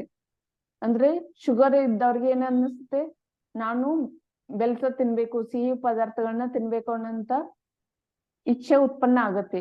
ಆವಾಗಿಲ್ಲದ್ರೆ ಅವರೇ ಸಿಹಿ ಪದಾರ್ಥವನ್ನ ತೆಗೆದುಕೊಂಡ್ರೆ ಏನಾಗತ್ತೆ, ಶುಗರ್ ಮತ್ತಷ್ಟು ಹೆಚ್ಚಾಗತ್ತೆ. ಆ ಹೆಚ್ಚಾದ ನಂತರ ಏನಾಗತ್ತೆ, ನಾವು ತಿಂಡಿಗಳನ್ನು ತಿನ್ಬೋದು. ಎಲ್ಲರಿಗೂ ಕೂಡ ಅದು ಭಕ್ಷ್ಯ ವಸ್ತು ಇದ್ರೂ ಸಹಿತ ಶುಗರ್ ಪೇಷಂಟ್ಗಳಿಗೆ ಅದು ಅಭಕ್ಷ್ಯ ವಸ್ತು ಆಗತ್ತೆ. ಒಂದ್ ವೇಳೆ ಇದೇನು BP ಬರುತ್ತೆ ಅಲ್ಲ, ಬ್ಲಡ್ ಪ್ರೆಷರ್ ಹೆಚ್ಚಾಗತ್ತೆ ಅಲ್ಲ, ಅವ್ರಿಗಾಗಿ ನಾವು ಲೋನ್ ತಿಂದರೆ ಇದು ಭಕ್ಷ್ಯ ಪದಾರ್ಥ. ಆದರೆ ಲೋನ್ ತಿನ್ನುವುದು BP ಇದ್ದಂತ ಜೀವಿಗಳಿಗೆ ಅದು ಅಭಕ್ಷ್ಯ ಆಗುತ್ತೆ. ಇಲ್ಲಿ ಉದಾಹರಣೆ ಕೊಟ್ಟಿದ್ದಾರೆ, ಕೆಮ್ಮು ಇರುವವರಿಗೆ ಸಿಹಿ ತಿಂಡಿಗಳನ್ನು ತಿನ್ನಿಸುವುದು. ಕೆಮ್ಮಿದ್ರೆ ಅವರಿಗೆ ಸಿಹಿ ತಿಂಡಿಗಳನ್ನ ನಾವು ಕೊಟ್ರೆ ಅವರಿಗೆ ಕೆಮ್ಮ ಹೆಚ್ಚಾಗತ್ತೆ. ಅದಕ್ಕಾಗಿ ಇದು ಕೆಮ್ಮು ಇರುವವರಿಗೆ ಸಿಹಿ ತಿಂಡಿಗಳು ಅವಶ್ಯವಾಗಿವೆ. ಅದು ಕೆಮ್ಮು ಕಮ್ಮಿ ಆದ ನಂತರ ಅವರಿಗೂ ಕೂಡ ಸಿಹಿ ತಿಂಡಿಗಳು ಭಕ್ಷ್ಯ ಆಗುತ್ತವೆ. ಆದ್ರೆ ಕೆಮ್ಮು ಇರುವವರಿಗೆ ಮಾತ್ರ ಅವರು ಸಿಹಿ ತಿಂಡಿಗಳು ಅವರಿಗೆ ಅಭಕ್ಷ್ಯ ಅಂತ ಹೇಳಿ ಅನಿಸುತ್ತವೆ. ಅಭಕ್ಷ್ಯ ಕೊಟ್ಟಿಯಲ್ಲಿ ನಾವು ಹಾಕ್ಬೇಕಾಗತ್ತೆ. ಜ್ವರ ಇರುವವರಿಗೆ ಹುಗ್ಗಿ ತಿನ್ನಿಸುವುದು ಮತ್ತು ನೆಗಡಿ ಇರುವವರಿಗೆ ತಂಪಾದ ವಸ್ತುಗಳನ್ನ ತಿನ್ನಿಸುವುದು. ನೆಗಡಿ ಬಂದ್ರೆ ಏನ್ ಮಾಡ್ತೇವೆ, ತಂಪಾದ ವಸ್ತುಗಳನ್ನ ಅವ್ರಿಗೆ ತಿನ್ಸಿದ್ರೆ ಅದು ಅವರಿಗೆ ಅಭಕ್ಷ್ಯ ಅಂತ ಹೇಳಿದ್ದಾರೆ. ಇವು ಹಿತಕಾರಕವಲ್ಲ, ಹೀಗಾಗಿ ಇವು ಭಕ್ಷ್ಯವಾಗಿದ್ದರೂ ಸಹ ಯಾವ ರೀತಿಯ ರೋಗದಲ್ಲಿ ಅದನ್ನು ವೈದ್ಯರು ತಿನ್ನಕೂಡದು ಎಂದರೆ ಅದು ರೋಗ ಇರುವವರಿಗೆ ಅಭಕ್ಷ್ಯವಾಗುವುದು. ಯಾವ ರೋಗ ಇರುತ್ತೆ ಅಲ್ಲ, ಆ ರೋಗಕ್ಕ ಡಾಕ್ಟರ್ ಹೇಳ್ತಾರೆ ಈ ವಸ್ತುವನ್ನ ತಿನ್ಬೇಡಿ ಅಂತ ಹೇಳಿ. ಈಗಿನ ಡಾಕ್ಟರ್ ಎಲ್ಲಾ ತಿನ್ನಂತ ಹೇಳ್ತಾರೆ. ಆದ್ರೆ ಆಯುರ್ವೇದಿಕ್ ವೈದ್ಯರು ಹೇಳ್ತಿದ್ರು ಇವೇ ವಸ್ತುಗಳನ್ನ ನಿಮಗೆ ಎಲ್ಲಿಯವರೆಗೆ ಸ್ವಾಸ್ಥ್ಯ ಸರಿಯಾಗೋದಿಲ್ಲ ಅಲ್ಲಿವರೆಗೆ ನೀವೇನ್ ಮಾಡಿ ಈ ವಸ್ತುಗಳನ್ನ ತಿನ್ಬೇಡಿ. ಆದ್ರೆ ಈಗಿನ ಅವ್ರು ಏನ್ ಹೇಳ್ತಾರೆ, ಎಲ್ಲಾ ವಸ್ತುಗಳನ್ನ ತಿನ್ಬೋದು, ಅದಕ್ಕಾಗಿ ಅಲರ್ಜಿ ಆದ್ರೂ ಕೂಡ ಮತ್ತೆ ಅದಕ್ಕೆ ಕೆಲವೊಂದು ಮೆಡಿಸಿನ್ಗಳಿವೆ ಅಂತ ಹೇಳಿ ಎಲ್ಲ ತಿನ್ನಲು ನಡೆಯುತ್ತೆ ಅಂತ ಹೇಳಿ ಹೇಳ್ತಾರೆ. ಆದ್ರೆ ಆರೋಗ್ಯದ ದೃಷ್ಟಿಯಿಂದ ಯಾವ ವಸ್ತುಗಳನ್ನು ತಿನ್ನುವುದರಿಂದ ನಮಗೆ ಅಲರ್ಜಿ ಆಗುತ್ತೆ, ಕೆಮ್ಮು ಮತ್ತೆ ಹೆಚ್ಚಾಗುತ್ತೆ, ಜ್ವರ ಹೆಚ್ಚಾಗುತ್ತವೆ. ಅಂತ ವಸ್ತುಗಳನ್ನು ನಾವು ಎಂದು ತಿನ್ಬಾರ್ದು. ಈಗ ಜ್ವರ ಬಂದಾಗ ಹಾಲನ್ನು ಕುಡಿಯಬಾರದು ಅಂತ ಹೇಳಿ ಹೇಳ್ತಾರೆ. ಆಯುರ್ವೇದಿಕ್ ಗ್ರಂಥದಲ್ಲಿ ಹೇಳಿದ್ದಾರೆ, ಯಾರಿಗೆ ಜ್ವರ ಬರುತ್ತೆ ಅಲ್ಲ ಅವರು ಹಾಲನ್ನು ಕುಡಿಯಬಾರದು ಅಂತ ಹೇಳಿ ಹೇಳಿದ್ದಾರೆ. ಆವಾಗ ನಾವು ಹಾಲನ್ನು ಕುಡಿದ್ರೆ ಮತ್ತೆ ಜ್ವರ ಆಗುವ ಸಂಭವವಿರುತ್ತೆ. ಅದಕ್ಕಾಗಿ ಹಾಲಿನಿಂದ ದೂರ ಇರಬೇಕು ಅಂತ ಹೇಳಿ ಹೇಳ್ತಾರೆ. ನೀವು ದಿನಾಲೂ ಹಾಲನ್ನು ಕುಡಿಬಹುದು, ಅದು ಭಕ್ಷ್ಯವಾಗಿದೆ. ಆದ್ರೆ ಜ್ವರ ಬಂದಾಗ ನಿಮ್ಗೆ ಅದು ಅಭಕ್ಷ್ಯವಾಗುತ್ತೆ. ಅನುಪಸೇವೆ ಅಭಕ್ಷ್ಯ ಅಂದ್ರೆ ಯಾವ ಪದಾರ್ಥವು ಸಮಾಜ ಹಾಗೂ ಧರ್ಮದ ದೃಷ್ಟಿಯಿಂದ ತಪ್ಪಾಗಿದೆಯೋ ಅಂತ ವಸ್ತುಗಳನ್ನು ಸೇವಿಸಬಾರದು. ಸಮಾಜ ಮತ್ತು ಧರ್ಮದ ದೃಷ್ಟಿಯಿಂದ ಯಾವ ಪದಾರ್ಥಗಳನ್ನು ನಾವು ಸೇವಿಸಲು ಅಯೋಗ್ಯ ಇದಾವು ಅವನ್ನ ಸೇವಿಸುವುದು ಅನುಪಸೇವ್ಯ ಅಭಕ್ಷ್ಯ ಅಂತ ಹೇಳಿ ಅನಿಸ್ಕೊಳ್ತದೆ. ಉದಾಹರಣೆಗೆ ಶಂಖ ಹುಳಗಳನ್ನ ತಿಂತಾರೆ ಅಥವಾ ಶಂಖವನ್ನ ತಿಂತಾರೆ, ಇದು ಅನುಪಸೇವ್ಯ ಅಭಕ್ಷ್ಯ ಆಗುತ್ತೆ. ಆನೆ ಹಲ್ಲುಗಳನ್ನು ತಿಂತಾರೆ. ಆನೆ ಹಲ್ಲುಗಳನ್ನು ಡೈರೆಕ್ಟ್ ಆಗಿ ತಿನ್ನೋದಿಲ್ಲ, ಆದ್ರೆ ಅದರಿಂದ ಏನೋ ಔಷಧಿ ಮಾಡಿ ಅಥವಾ ಏನಾದ್ರೂ ಮಾಡಿ ಅವನ್ನ ನಮ್ಗೆ ಕೊಡ್ತಾರೆ, ಅದು ಕೂಡ ಅಭಕ್ಷ್ಯದ ಕೋಟೆಯಲ್ಲಿ ಬರುತ್ತದೆ. ಕಸ್ತೂರಿ ಮೃಗ ಅಂತ ಜಿಂಕೆ ಇರುತ್ತೆ ಅಲ್ಲ, ಜಿಂಕೆಯ ನಾಭಿಯಲ್ಲಿ ಕಸ್ತೂರಿ ಅನ್ನುವಂತ ಒಂದು ದ್ರವ ಇರುತ್ತೆ. ಆ ದ್ರವ ಕೂಡ ಕಸ್ತೂರಿ ಕೂಡ ನಮಗೆ ಅಭಕ್ಷ್ಯ ಆಗಿದೆ. ಸ್ವಮೂತ್ರ, ತಮ್ಮ ಮೂತ್ರವನ್ನು ಕುಡಿಬಾರ್ದು, ಗೋಮೂತ್ರವನ್ನು ಕುಡಿಬಾರ್ದು, ಇವೆಲ್ಲ ಏನಾಗ್ತವೆ ಅನುಪಸೇವೆ ಅಭಕ್ಷ್ಯ ಅಂತ ಹೇಳಿ ಹೇಳ್ತಾರೆ. ಈಗ ಸ್ವಮೂತ್ರದಿಂದ ಕೆಲವೊಂದು ಔಷಧಿಯನ್ನ ತಯಾರು ಮಾಡ್ತಾ ಇದ್ದಾರೆ, ಆದ್ರೆ ಇವು ಅಭಕ್ಷ್ಯ. ಮೊದಲು ಇವುಗಳನ್ನ ಯಾರು ಸೇವನೆ ಮಾಡ್ತಿರ್ಲಿಲ್ಲ, ಇವು ಅನುಪಸೇವೆ ಅಭಕ್ಷ್ಯಗಳೆನಿಸಿಕೊಳ್ಳುತ್ತಿದ್ದವು. ಈಗೂ ಕೂಡ ಅನುಪಸೇವೆ ಅಭಕ್ಷ್ಯಗಳೇ, ಆದ್ರೆ ಅಭಕ್ಷ್ಯವನ್ನ ನಾವು ಸ್ವೀಕಾರ ಮಾಡ್ತಾ ಇರೋದು ಅದು ಬೇರೆ ವಿಷಯ. ಈ ರೀತಿ ಇಲ್ಲಾದ್ರೆ 5 ಅಭಕ್ಷ್ಯಗಳ ಸಂಕ್ಷಿಪ್ತವಾಗಿ ನಾವು ಅವರನ್ನು ತಿಳಿದುಕೊಂಡು, ಇನ್ನು ಅಭಕ್ಷ್ಯ ಪದಾರ್ಥಗಳ ಹೆಸರುಗಳನ್ನ ನಾವು ಒಂದು ದೋಹೆ ಮುಖಾಂತರ ಇಲ್ಲದ್ರೆ ಇಲ್ಲಿ ನಾವು ನೋಡ್ಬಹುದಾಗಿದೆ. ಓಲಾ ಘೋಲ್ ಬಡ ನಿಶಿ ಭೋಜನ ಬಹುಬೀಜ ಬೈಂಗನ ಸಂಧಾನ ಬಡ ಪೀಪಲ ಊಮರ ಕಟುಮರ ಪಾಕರ ಫಲಯ ಹೋಯ ಅಜಾನ್ ಕಂದ ಮೂಲ ಮಾಟಿ ವಿಷ ಆಮೀಷ ಮಧು ಮಕ್ಕನ ಅರು ಮದಿರಾಪಾನ್ ಫಲ ಅತಿ ತುಚ್ಛ ತುಷಾರ ಚಲಿತ ರಸಯೇ ಬಾಯಿಸ ಅವಕ್ಷ ಬಕಾನ್. ಅಂದ್ರೆ ಅದರ ಶಬ್ದಾರ್ಥವನ್ನು ಕೊಟ್ಟಿದ್ದಾರೆ. ಓಲಾ ಅಂದ್ರೆ ಆಲಿಕಲ್ಲು, ಅಂದ್ರೆ ಮಳೆ ಬರುವಾಗ ಅವು ಆಲಿಕಲ್ಲು ಅಂತ ಹೇಳಿ ಬೀಳ್ತಾವಲ್ಲ. ಆಮೇಲೆ ಘೋಲ್ ಬಡ, ಹೆಸರು, ಕಡ್ಲೆ, ಉದ್ದು, ಚನಂಗಿ ಇತ್ಯಾದಿ ಧಾನ್ಯಗಳಲ್ಲಿ ಸಮಾನವಾದ ಇಬ್ಬಾಗವಾಗಿ ಬೇಳೆಕಾಳುಗಳಿಂದ ಹಿಟ್ಟು ಆಗುವುದು. ಅದರ ಜೊತೆ ಮೊಸರು ಮಜ್ಜಿಗೆ ಸಂಯೋಗದ ಜೊತೆ ನಮ್ಮ ಲಾಲಾರಸವು ಸೇರಿದರೆ ಅದರಲ್ಲಿ ಸಮೂರ್ಛನ ಜೀವಿಗಳು ಉತ್ಪನ್ನವಾಗುವು. ಅದರಿಂದ ಮಹಾಹಿಂಸೆಯ ಪಾಪ ಬಂದವಾಗುವುದು. ಅಂದ್ರೆ ದ್ವಿದಳ ಅಂತ ಹೇಳಿ ಹೇಳಿದಾರಲ್ಲ, ಅಂದ್ರೆ ಧಾನ್ಯಗಳಲ್ಲಿ ಸಮಾನವಾಗಿ ಇಬ್ಬಾಗವಾಗುತ್ತಿದ್ದರೆ ಆ ಧಾನ್ಯವು ಕೂಡ ಆ ಧಾನ್ಯದ ಜೊತೆ ಮೊಸರು ಮಜ್ಜಿಗೆಯನ್ನ ನಾವು ಸ್ವೀಕಾರ ಮಾಡಬಾರ್ದು. ಆ ಸ್ವೀಕಾರ ಮಾಡಿದ್ರೆ ಅದರ ಜೊತೆ ನಮ್ಮ ಲಾಲಾರಸ ಕೂಡಿದ್ರೆ ಅದರಲ್ಲಿ ಕೆಲವೊಂದು ರಸಜೀವಿಗಳ ಉತ್ಪನ್ನವಾಗುತ್ತೆ ಅಂತ ಹೇಳಿ ಹೇಳಿದ್ದಾರೆ. ಅದನ್ನ ಅವ್ರ ಸೈಂಟಿಸ್ಟ್ ಹೆಸರು ನೆನಪು ಬರ್ತಾ ಇಲ್ಲ. ಅವರು ಒಮ್ಮೆ ಇದು ಪ್ರಯೋಗ ಮಾಡಿ ನೋಡಿದ್ದಾರೆ. ಕಡಲೆ ಹಿಟ್ಟನ್ನ ತೆಗೆದುಕೊಂಡಿದ್ರು, ಆಮೇಲೆ ಅದರಲ್ಲಿ ಮಜ್ಜಿಗೆನ ಹಾಕಿದ್ರು. ಮಜ್ಜಿಗೆ ಹಾಕಿದ ನಂತರ ಯಾವುದೇ ಜೀವಿಗಳು ಉತ್ಪನ್ನ ಆಗ್ಲಿಲ್ಲ. ಆದ್ರೆ ಯಾವಾಗ ನಮ್ಮ ಲಾಲಾರಸ ಅದರಲ್ಲಿ ಒಂದು ಹನಿ ಲಾಲಾರಸವನ್ನ ಅದರಲ್ಲಿ ಬಿಟ್ಟ ನಂತರ ಇದರಲ್ಲಿ ಎಷ್ಟು 1-2 ಸೆಕೆಂಡ್ ನಲ್ಲಿ ಅದರಲ್ಲಿ ಜೀವಿಗಳ ಉತ್ಪನ್ನ ಶುರುವಾಯ್ತು. ಅದು ಈ ರೀತಿ ಜೀವಿಗಳು ಅಂದ್ರೆ ಜೀವಿಗಳ ಉತ್ಪನ್ನವಾದ ನಂತರ ಅವು ಯಾವ ರೀತಿ ಚಲನೆ ಮಾಡ್ತಾವಲ್ಲ, ಅವಾಗ ಆ ಚಲನೆಯನ್ನ ಮಾಡ್ತಾ ಇದ್ದು. ಆಮೇಲೆ ಮೇಲೆ ಪಾರಿವಾಳ ಕುಂತಿತ್ತು. ಆ ಪಾರಿವಾಳ ಬಂದಿಲ್ಲದ್ರೆ ಏನ್ ಮಾಡತ್ತೆ, ಆ ಜೀವಿಗಳನ್ನ ತಿನ್ನಕ್ ಶುರು ಮಾಡತ್ತೆ. ಹೀಗಾಗಿಲ್ಲದ್ರೆ ಇದನ್ನು ರಿಸರ್ಚ್ ಮಾಡಿ ನೋಡಿದ್ದಾರೆ. ಆ ರಿಸರ್ಚ್ ಮಾಡಿದಂತ ಸೈಂಟಿಸ್ಟ್ ವ್ಯಕ್ತಿಯ ನೆನಪು ನನಗಿಲ್ಲ, ಆದ್ರೆ ಇದು ರಿಸರ್ಚ್ ಆಗಿದೆ ಅಂತ ಹೇಳಿ ನಾವು ಕೇಳಿದ್ದೇನೆ. ಬಹುಬೀಜ ಯಾವ ಫಲಗಳಲ್ಲಿ ಬೀಜವಿರಲು ಅದರದೇ ಪ್ರತ್ಯೇಕವಾದ ಮನೆಗಳಿರುವುದಿಲ್ಲ, ಅಂದರೆ ಬೀಜಗಳ ಉತ್ಪತ್ತಿಯಾಗಲು ಸ್ಥಾನವಿರುವುದಿಲ್ಲವೋ ಅವು ಬಹುಬೀಜ ಎನಿಸುವುದು. ಇದಕ್ಕೆ ಉದಾಹರಣೆ ಬದನೆಕಾಯಿ. ನಾವು ಬದನೆಕಾಯಿಯನ್ನ ತಿನ್ನಬಾರ್ದು ಅಂತ ಹೇಳಿ ಹೇಳ್ತೇವೆ, ಯಾಕಂದ್ರೆ ಅದು ಬಹುಬೀಜವಾಗಿದೆ. ಬಹುಬೀಜ ಬದನೆಕಾಯಿಯನ್ನು ಮಾತ್ರ ಬಹುಬೀಜ ಅಂತ ಹೇಳಿ ಅಂತಾರ. ಸೌತೆಕಾಯಿಯಲ್ಲೂ ಕೂಡ ಬೀಜಗಳು ಹೆಚ್ಚಾಗಿರ್ತವೆ, ಆದ್ರೆ ಅದಕ್ಕೆ ಯಾಕೋ ಬಹುಬೀಜ ಅನ್ನೋದಿಲ್ಲ ಅಂತ ಹೇಳಿ ಅಂತೀವಲ್ಲ. ಹಾಗಾಗಿ ನಾವು ಸೌತೆಕಾಯಿಯನ್ನ ಹಚ್ಚಿದ್ರೆ ನೋಡ್ಬೋದು, ಆ ಬೀಜಗಳು ಉತ್ಪನ್ನ ಆಗುವಂತ ಯಾವ ಸ್ಥಾನ ಇರುತ್ತೆ ಅಲ್ಲ, ಅದಕ್ಕೆ ಮೇಲೆ ಒಂದು ಕವರ್ ಇರತ್ತೆ. ಸೌತೆಕಾಯಿಯಲ್ಲಿ ಬೀಜಕ್ಕೆ ಮೇಲೆ ಒಂದು ಕವರ್ ಇರುತ್ತೆ, ಹಾಗಾಗಿ ನಾವು ಅದನ್ನು ತಿನ್ಬಹುದು. ಆಮೇಲೆ ಇದು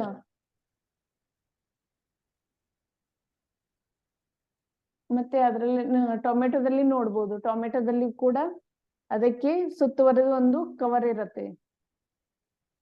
ಆಮೇಲೆ ಮತ್ತೆ ನೀವು ಯಾವ್ದಾದ್ರು ಒಂದು ಯಾವ್ದು ಲೌಕಿ ಅಂದ್ರೆ ಹಾಲುಗುಂಬಳಕಾಯವನ್ನ ನೋಡ್ಬೋದು. ಹಾಲುಗುಂಬಳಕಾಯದಲ್ಲಿ ಕೂಡ ಬೀಜದ ಮೇಲೆ ಕವರ್ ಇರುತ್ತೆ. ಸೋರೆಕಾಯಿ,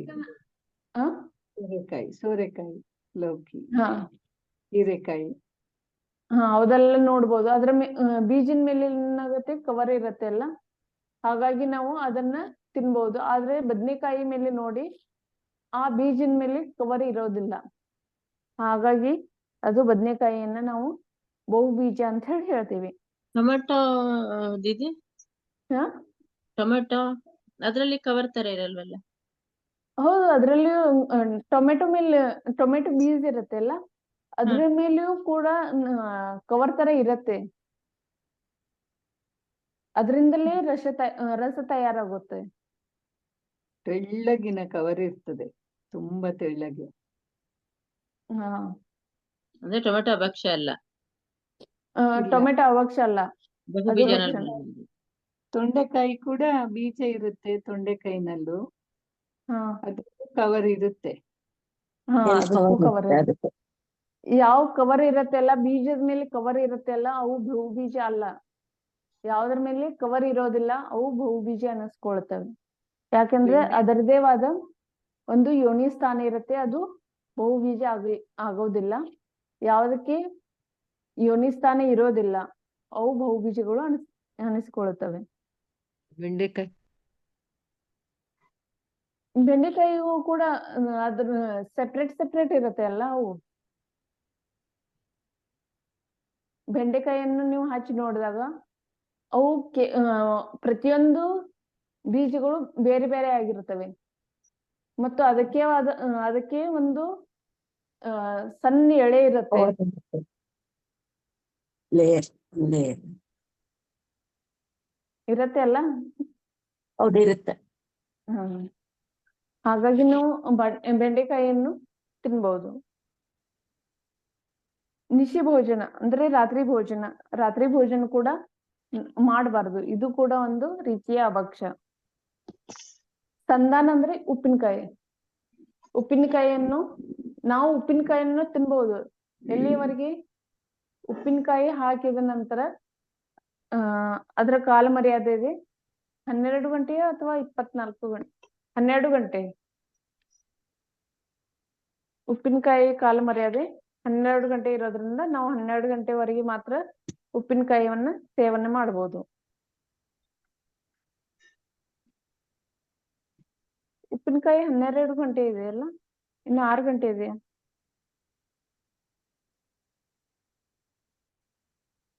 ಒಂದು ನಿಮಿಷ.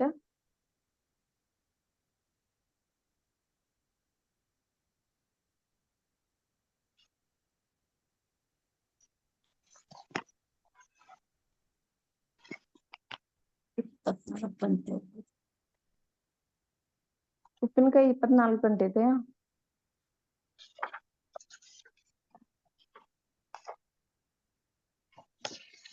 ಹನ್ನೆರಡು ಗಂಟೆ ಇದೆ ಅಮ್ಮ.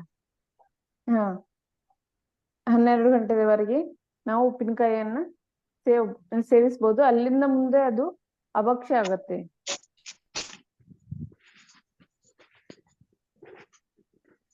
ಹೀಗಾಗಿ ನಾವು ಕಾಲ ಮರ್ಯಾದೆ ಇರುವಂತ ಚಾರ್ಟ್ವನ್ನು ನೋಡಿ ಇಲ್ಲಾದ್ರೆ ಕೇವಲ ನಾವು ಸೇವಿಸಬಹುದು. ಏನ್ ಬೇಕಾದ್ರೂ ನಾವು ಸೇವಿಸಬಹುದು. ಆಲದ ಹಣ್ಣು, ಇದು ಪಂಚ ಉದುಂಬರದಲ್ಲಿ ಆಲದ ಹಣ್ಣು ಕೂಡ ಒಂದು ಬರುತ್ತೆ. ಈ ಆಲದ ಹಣ್ಣು ಕೂಡ ನಾವು ಸೇವಿಸಬಾರದು, ಇದು ಅಭಕ್ಷ್ಯ ಇದೆ. ಅರಳಿ ಹಣ್ಣು, ಅರಳಿ ಮತ್ತು ಹಲಸಿನ ಹಣ್ಣು ಅಂತ ಹೇಳಿದ್ದಾರೆ. ಹಲಸಿನ ಹಣ್ಣು ಇದು ನಾವು ಹೆಚ್ಚಿಗೆ ಅಂದ್ರೇನು ಅಲ್ಪ ಫಲ ಬಹುವಿಘಾತ ಅಂತ ಹೇಳಿದೆ. ಅಲ್ಪ ಫಲ ಅಂದ್ರೆ ಕೇವಲ ಅದರಲ್ಲಿ ಸ್ವಲ್ಪ ಹಣ್ಣು ಮಾತ್ರ ನಾವು ಸ್ವೀಕಾರ ಮಾಡಬಹುದು ಮತ್ತು ಬಹಳ ಹೆಚ್ಚಿನದನ್ನು ನಾವು ಅದರಲ್ಲಿರುವ ವೇಸ್ಟೇಜ್ ಅನ್ನು ತೆಗೆದು ಹಾಕ್ತೀವಿ. ಈ ರೀತಿ ಇರುವಂತ ಯಾವ ಹಣ್ಣುಗಳಿದೆಯಲ್ಲ ಆ ಹಣ್ಣುಗಳನ್ನು ನಾವು ಕೂಡ ತಿನ್ನಬಾರದು. ಅಜಾನ್ ಫಲ, ಯಾವುದೇ ಹಣ್ಣು ಅಥವಾ ಟೊಂಗೆಗಳನ್ನು ಗುರುತಿಸಲು ಸಾಧ್ಯವಾಗದಂತ ಹಣ್ಣು ಅಂದ್ರೆ ನಮಗೆ ಗೊತ್ತಿಲ್ಲದಂತ ಹಣ್ಣನ್ನು ಕೂಡ ನಾವು ತಿನ್ಬಾರ್ದು. ಯಾಕಂದ್ರೆ ಗೊತ್ತಿಲ್ಲದ ಹಣ್ಣನ್ನ ನಾವು ಸೀತಾಫಲ ಹಣ್ಣು ಕೂಡ ಹಾಗೆ ಇರ್ತಲ್ಲ. ಯಾವ್ದು? ಸೀತಾಫಲ. ಸೀತಾಫಲ ಅದ್ರಲ್ಲಿ ಜಾಸ್ತಿ ವೇಸ್ಟೇಜ್ ಇರ್ತಲ್ಲ. ಅದ್ರಲ್ಲಿ ಜಾಸ್ತಿ ವೇಸ್ಟೇಜ್ ಇರುತ್ತೆ, ಆದ್ರೆ ಹೆಚ್ಚಾಗಿ ನಾವು ಅದರಲ್ಲಿ ಹೆಚ್ಚಾಗಿ ಹಣ್ಣಿರತ್ತೆ, ವೇಸ್ಟೇಜ್ ಒಂದ್ ಸ್ವಲ್ಪ ಕಮ್ಮಿ ಇರುತ್ತೆ. ಅದೇ ಹಲಸಿನ ಹಣ್ಣನ್ನು ನೋಡಿ, ಹಲಸಿನ ಹಣ್ಣಿನಲ್ಲಿ ಬಹಳ ವೇಸ್ಟೇಜ್ ಇರುತ್ತೆ. ಒಂದ್ ಸ್ವಲ್ಪ ಮಾತ್ರ ಎಷ್ಟೋ ಅರ್ಧಕ್ಕಿಂತನೂ ಕಡಿಮೆ ಅದರಲ್ಲಿ ಹಣ್ಣನ್ನು ನಾವು ತೆಗೆದುಕೊಳ್ಬಹುದು. ಅಂದ್ರೆ ಒಂದ ಹಣ್ಣನ್ನು ನಾವು ಇದು ಮಾಡಿದಾಗ ಅದರಲ್ಲಿರುವ ಒಂದು 2 ಬಟ್ಲ ಅಥವಾ 3 ಬಟ್ಲ ಅಷ್ಟೇ ನಮಗೆ ಹಣ್ಣು ಸಿಗ್ಬಹುದು. ಅದರಲ್ಲಿ 2 ವೇಸ್ಟೇಜ್ ಜಾಸ್ತಿ ಇರುತ್ತೆ. ವೇಸ್ಟೇಜ್ ಜಾಸ್ತಿ ಇರುತ್ತೆ. ಆದ್ರೆ ಹಲಸಿನ ಸೀತಾಫಲದಲ್ಲಿ ಹಣ್ಣನ್ನ ಅಷ್ಟೊಂದು ವೇಸ್ಟೇಜ್ ಇರೋದಿಲ್ಲ. ಹಲಸಿನ ಹಣ್ಣನ್ನ ವೇಸ್ಟೇಜ್ ಜಾಸ್ತಿ ಆಗತ್ತೆ ಅಂತ ತಿನ್ಬಾರ್ದು ಅದನ್ನ. ಹೌದು.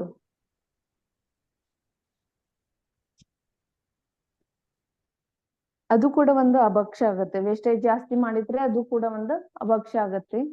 ಈ ಸೀತಾಫಲದಲ್ಲಿ ಒಂದ್ ಸ್ವಲ್ಪ ವೇಸ್ಟೇಜ್, ಅರ್ಧ ವೇಸ್ಟೇಜ್ ಆಗತ್ತೆ, ಅರ್ಧ ಹಣ್ಣಿರತ್ತೆ. ಹಾಗಾಗಿ ಅದನ್ನು ತಿನ್ಬಹುದು. ಆದ್ರೂ ಕೂಡ ನಾವು ಕೆಲವೊಂದು ಕಡೆ ಸೀತಾಫಲವನ್ನ ತಿನ್ನೋದಿಲ್ಲ, ಕೆಲವೊಂದು ಕಡೆ ತಿಂತಾರೆ.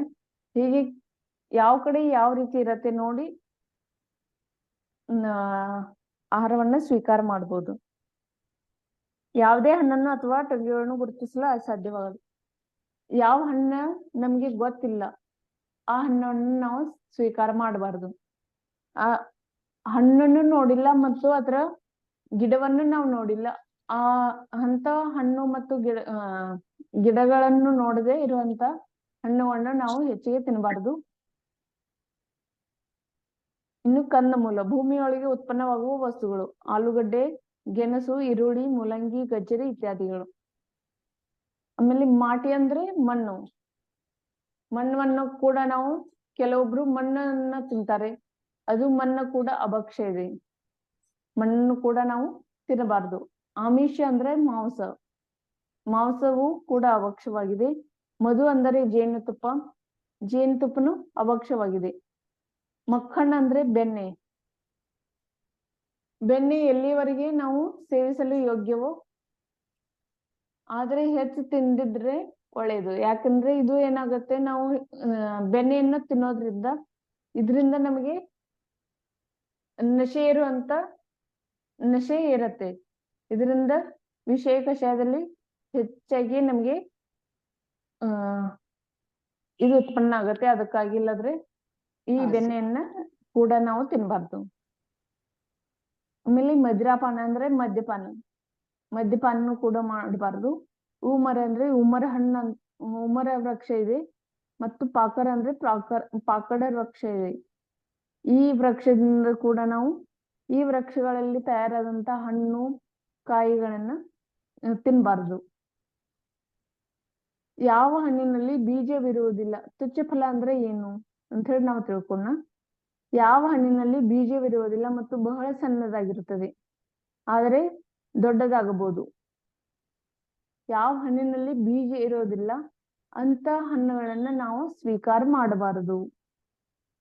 ಅದು ತುಚ್ಚ ಫಲದ ಕೋಟಿ ಅಂದ್ರೆ ಕ್ಷುಲ್ಲಕ ಫಲ ಅಂತ ಹೇಳಿ ಅಂತಾರಲ್ಲ, ನೀಚ ಫಲ ಅಂತ ಹೇಳಿ ಬಂದಿತ್ತಲ್ಲ ಮೊದ್ಲು, ಆ ನೀಚ ಫಲದಲ್ಲಿ ಈ ಬೀಜವಿಲ್ಲದ ಹಣ್ಣು ಬರುತ್ತೆ.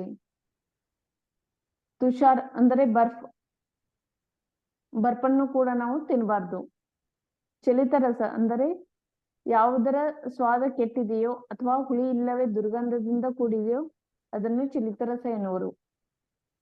ಯಾವ್ದಾದ್ರು ಒಂದು ಪದಾರ್ಥ ಇರುತ್ತೆ, ಆ ಪದಾರ್ಥವು ಕೆಟ್ಟಾಗ ಏನಾಗುತ್ತೆ, ಅದರಿಂದ ದುರ್ಗಂಧ ವಾಸ ಬರುತ್ತೆ. ಅಂತ ದುರ್ಗಂಧಿತ ವಸ್ತುಗಳನ್ನು ನಾವು ಕೂಡ ತಿನ್ನಬಾರ್ದು. ಈ ರೀತಿಯಾಗಿ 22 ಅಭಕ್ಷ್ಯಗಳಿವೆ. ಈ ರೀತಿ ಇಲ್ಲದ್ರೆ 22 ಅಭಕ್ಷ್ಯಗಳಿವೆ. ಇನ್ನು ನಾವು ತಿಳ್ಕೊಬಹುದು,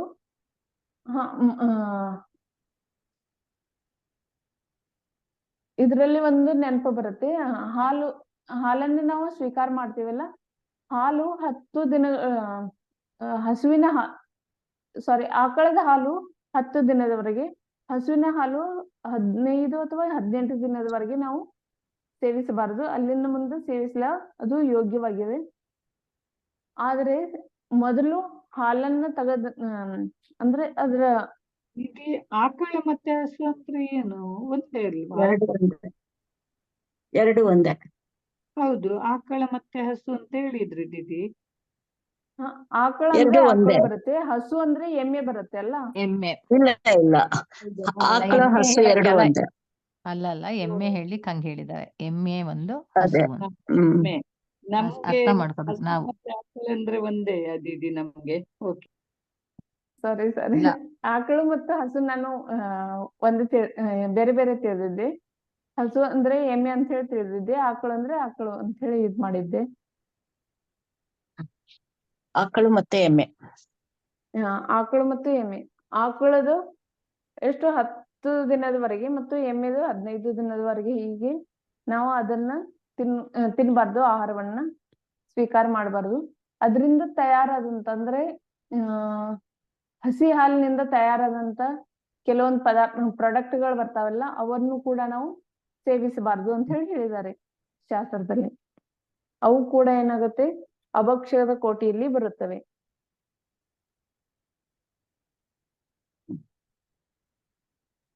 ಈ ರೀತಿ ಇದು ಅಭಕ್ಷ್ಯ ಪಾಠ ಮುಕ್ತಾಯವಾಯಿತು. ಮತ್ತೆ ಯಾರಿಗಾದ್ರೂ ಇದ್ರಲ್ಲಿ ಶಂಕ ಇದ್ರೆ ಕೇಳ್ಬೋದು.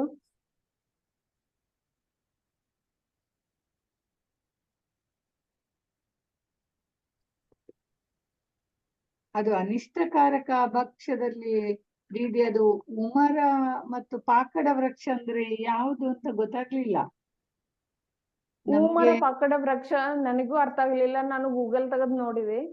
ಗೂಗಲ್ದಲ್ಲಿ ಊಮರ ಮತ್ತು ಪಾಕಡನ ಅಂತ ಹೇಳಿ ಬಂದಿದೆ. ಕನ್ನಡದಲ್ಲಿ ನಾನು ಅದನ್ನೇ ನೋಡ್ತಾ ಇದ್ದೆ. ಊಮರ ವೃಕ್ಷ ಮತ್ತು ಪಾಕಡ ವೃಕ್ಷ ಯಾವಿದಾವ ಅಂತ ಹೇಳಿ ನೋಡ್ತಾ ಇದ್ದೆ. ಅದಕ್ಕೆ ಊಮರನೇ ಅಂತ ಹೇಳಿ ಬತ್ತು, ಮತ್ತು ಪಾಕರಕ್ಕೆ ಪಾಕಡ ಅಂತ ಹೇಳಿ ಬತ್ತು. ಅದ್ರ ಚಿತ್ರ ಬರುತ್ತಾ? ಏನು ಮರ ಗೂಗಲ್ ನಲ್ಲಿ ಬರತ್ತೆ, ಇದೆಯಾ ನೋಡೋಣ. ಮರದ ಚಿತ್ರ ಬರುತ್ತೆ, ಅದರಿಂದ ಗೊತ್ತಾಗ್ಬೋದು ತಮಗೆ. ಸರಿ ಸರಿ. ಮತ್ತೆ ತುಚ್ಛ ಹೊಲದಲ್ಲಿ ಕೂಡ ಯಾವ ಹಣ್ಣಿನಲ್ಲಿ ಬೀಜವಿರುವುದಿಲ್ಲ ಮತ್ತು ಬಹಳ ಸಣ್ಣದಾಗಿರುತ್ತದೆ, ಆದರೆ ದೊಡ್ಡದಾಗಬಹುದಂದ್ರೆ ಏನು? ಮೊದಲು ಅದು ಸಣ್ಣದಾಗಿರುತ್ತೆ, ಸಣ್ಣದಾಗಿರೋದು ಅದ್ರಲ್ಲಿ ಬೀಜ ಇರೋದಿಲ್ಲ, ಆದ್ರೆ ಮುಂದದು ದೊಡ್ಡ ಆಗ್ಲೂಬಹುದು ಅಂತ ಹೇಳಿದ್ದಾರೆ. ಬೀಜನ ದೊಡ್ಡ ಇಲ್ಲ, ಬೀಜ ಇಲ್ದನೆ ಅದು ಸಣ್ಣದಾಗಿರುವಂತ ಹಣ್ಣಿರತ್ತೆ ಅಲ್ಲ, ಅದು ದೊಡ್ಡದನ್ನು ಇರ್ಬೋದು. ಎರಡು ತರ ಇರ್ಬೋದು, ಸಣ್ಣದನ್ನು ಇರ್ಬೋದು, ದೊಡ್ಡದು ಇರ್ಬೋದು.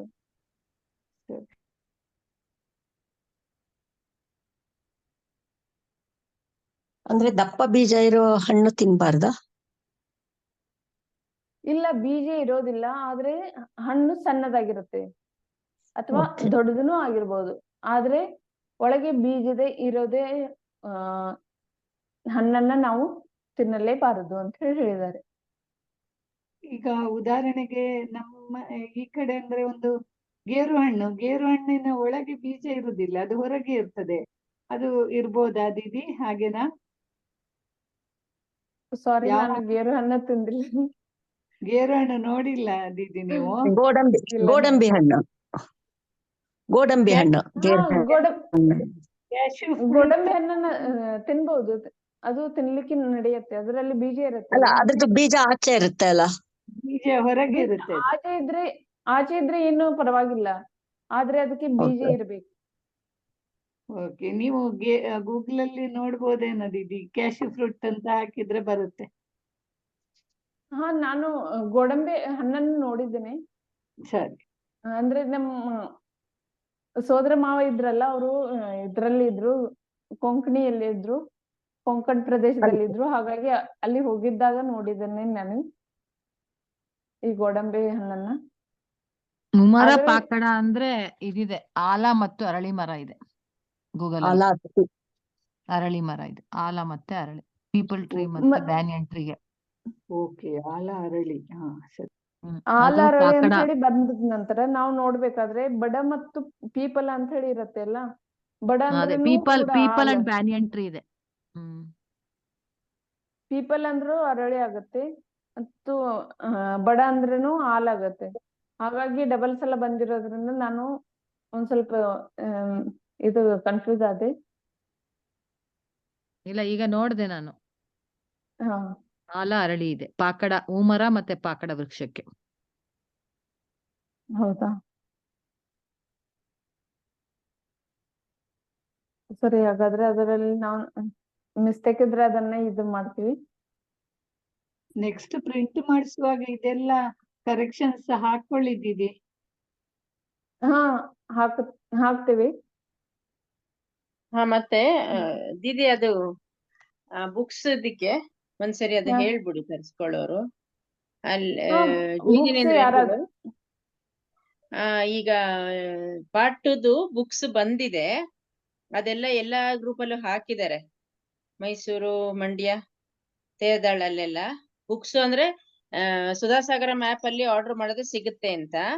ಒಟ್ಟಿಗೆ ತರಿಸ್ಕೊಂಡ್ರೆ ಅದು ಕಡಿಮೆ ಬೀಳುತ್ತೆ, ಅದರಿಂದ ಆ ಊರವರು ಒಟ್ಟಿಗೆ ಆರ್ಡರ್ ಮಾಡ್ಬೋದು. ಇದೀರಾ ಅಲ್ಲ ಮೈಸೂರು, ಬೆಳಗಾಂ ಅವ್ರು ಇದೀರಾ? ಹಲೋ,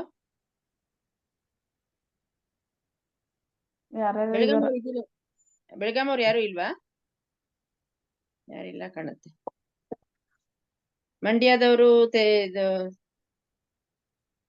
ಮಂಡ್ಯದವರು ಬೆಂಗಳೂರವ್ರು ಯಾರು ಇಲ್ವಾ? ಬೆಂಗಳೂರಿನವ್ರು ಇದ್ದೀವಿ. ಯಾರು? ಶಿಲಾ ಪದ್ಮ ಹಾ ಪ್ರಭಾ. ಹಾ. ಅದೇ ಬುಕ್ಸ್ ಹಾಕಿದಾರಲ್ಲ ಗ್ರೂಪ್ ಅಲ್ಲಿ. ಹೌದು, ನೋಡ್ದೆ ಅದನ್ನ. ಒಟ್ಟಿಗೆ ನೀವು ಅದೇ ಅವ್ರು ಓಕೆ, ನಾವು ಒಟ್ಟಿಗೆ ಹಾ ತರಿಸ್ಕೊಂಡ್ರೆ ಒಳ್ಳೇದು. ಕಡಿಮೆ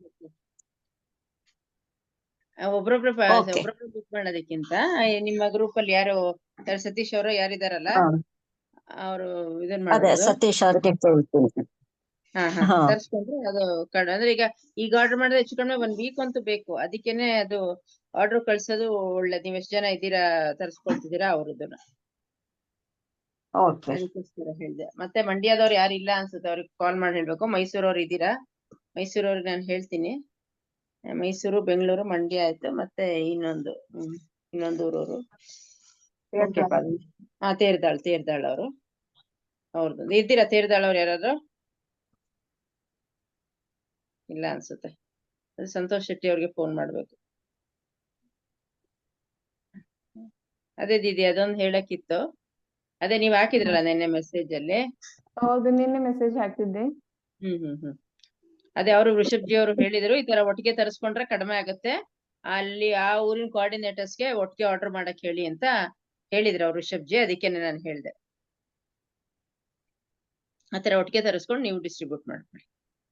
ಓಕೆ, ಥ್ಯಾಂಕ್ ಯು. ಅದೇ ಯಾವ್ಯಾವ ಊರದವ್ರು ಇದಾರಲ್ಲ, ಅದೇ ಊರದಲ್ಲಿ ಒಬ್ರು ಯಾರಾದ್ರೂ ತರಿಸ್ಕೊಳ್ಳಿ, ಅಲ್ಲೇ ಡಿಸ್ಟ್ರಿಬ್ಯೂಟ್ ಮಾಡ್ರೆ ನಿಮ್ಗೆ ಒಳ್ಳೇದಾಗತ್ತೆ. ಅಂದ್ರೆ ಖರ್ಚು ಕಮ್ಮಿ ಬರತ್ತೆ.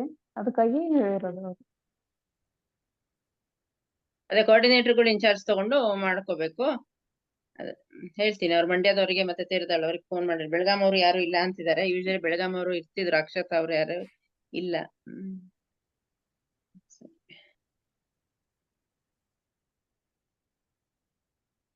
ಮತ್ತೆಲ್ಲರಿಗೂ ಈ ಟೈಮ್ ಸೂಟ್ ಆಗುತ್ತೆ ಅಲ್ಲ? ಆಗುತ್ತೆ. ನಾವು PDF ಪ್ರಿಂಟ್ ಔಟ್ ತೆಗೆಸಿಕೊಂಡಿದ್ದೇವೆ ಸಪ್ನಾಜಿ. ಹೌದು ಇವ್ರೆ. ಹಾ, ನಾವು ಅದೇ ಪ್ರಿಂಟ್ ಔಟ್ ತಗೊಂಡಿದ್ದೀವಿ. ನಾವು ಹೌದಾ? ಬೇಡ. ಹಾ, ನಮ್ಗೆ ಬುಕ್ ಇಲ್ದ್ರು ನಡೆಯುತ್ತೆ, ಪರವಾಗಿಲ್ವಾ? ಅಲ್ಲ ಪರವಾಗಿಲ್ಲ, ನಿಮ್ಮ ಅನುಕೂಲ. ಅದಕ್ಕೇನೆ ನಾನು ಮೆಸೇಜ್ ಹಾಕ್ತೀನಿ, ಯಾರಿಗ್ ಬೇಕು ಅವ್ರಿಗಷ್ಟೇ ತರಿಸ್ಕೊಡ್ತೀನಿ. ಸರಿ ಯಾಕಂದ್ರೆ ಸರಿ. ಕೆಲವರೆಲ್ಲ ಹಾಕಿಸ್ಕೊಂಡಿದ್ದೀರಾ ಪ್ರಿಂಟ್. ಬೇಡ ಅಂದ್ರೆ ಬೇಡ, ಪರವಾಗಿಲ್ಲ. ಹೌದು ಹೌದು, ಸರಿ. ಅದಕ್ಕೆ ನಾನು ಮೆಸೇಜ್ ಹಾಕೇನೆ ಕನ್ಫರ್ಮ್ ಮಾಡ್ಕೊಂಡೆ ತರಿಸ್ತೀನಿ. ಎಲ್ರಿಗೂ ಸುಮ್ನೆ ತರ್ಸಕ್ ಹೋಗಲ್ಲ. ಹೌದು ಹೌದು, ಹಾಕ್ಬಿಟ್ಟು ಯಾರಿಗ್ ಬೇಕು ಅವ್ರಿಗೆ ನಾನು ತರಿಸ್ಕೊಳ್ತೀನಿ ಮೈಸೂರಲ್ಲಿ. ಸರಿ ಅದಕ್ಕೆ ಸರಿ. ಹೇಳಿದೆ, ಅವ್ರ ಕೋಆರ್ಡಿನೇಟರ್ಸ್ ಗಳು ಕಾಂಟ್ಯಾಕ್ಟ್ ಮಾಡ್ಕೊಂಡು ಎಷ್ಟ್ ಜನಕ್ ಬೇಕು ಅಷ್ಟು ಜನ ತಗೊಳ್ಳಿ, ಸರಿ. ಅಲ್ವಾ? ಹೌದು.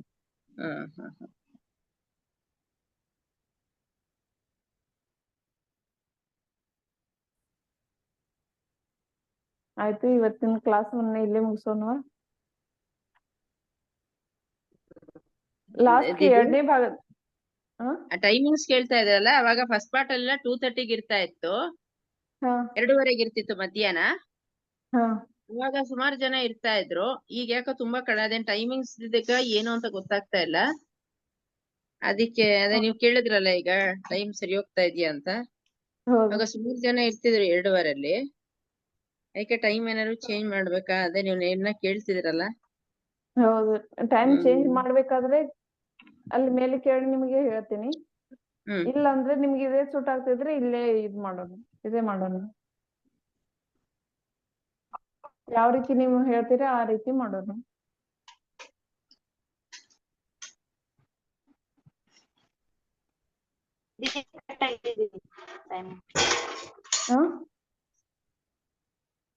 ಸಾರಿ, ಕೇಳಿಲ್ಲ. ಟೈಮಿಂಗ್ ಇದೆ, ಸರಿಯಾಗಿದೆ. ಹಾ, ನಡೆಯುತ್ತೆ ಅಲ್ಲ? ಹಾ, ನಡೆಯುತ್ತೆ. ಇದು ಕೂಡ ಯೂಟ್ಯೂಬ್ ಅಲ್ಲಿ ಮತ್ತೆ ರೆಕಾರ್ಡೆಡ್ ಇದು ಕಳಿಸ್ತಿರಲ್ಲ? ಇದು ಸುಧಾಸಾಗರ ಆಪ್ ಎಲ್ಲ ಇದೆ ಯೂಟ್ಯೂಬ್ ಅಲ್ಲಿ. ಸರಿ.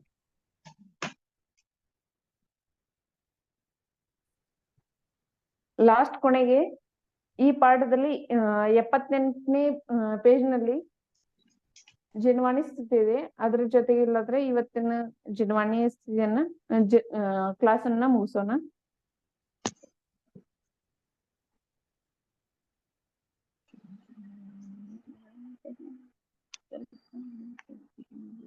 ಕರುಣಾಮಯಿ ಕನಿಕರಿಸಿ ಭವಬಂಧನ ಪರಿಹರಿಸು ಜಿನವಾಣಿಯ ಮೊರೆಯೊಂದೇ ಪದ ತಲದಲ್ಲಿ ನೆಲೆ ನೀಡು ಕರುಣಾಮಯಿ ಕನಿಕರಿಸಿ ಭವಬಂಧನ ಪರಿಹರಿಸು ಅಜ್ಞಾನದ ತಿಮಿರದಲ್ಲಿ ಗುರಿ ಕಾಣದೆ ತಿರುಗುತ್ತಿಹೇ ಜೊತೆ ಬರುವವರನ್ನು ಕಾಣೆ ಏಕಾಂಗಿಯಾಗಿ ಹೆಣ ಧೃತಿ ನೀಡುತ್ತ ಕೈ ಹಿಡಿದು ಅಡಿ ಇಡಿಸಲು ಬೇಡುತ್ತಿಹೇ ಜಿನವಾಣಿಯ ಮೊರೆಯೊಂದೇ ಪದ ತಲದಲ್ಲಿ ನೆಲೆ ನೀಡು ಕರುಣಾಮಯಿ ಕನಿಕರಿಸಿ ಭವಬಂಧನ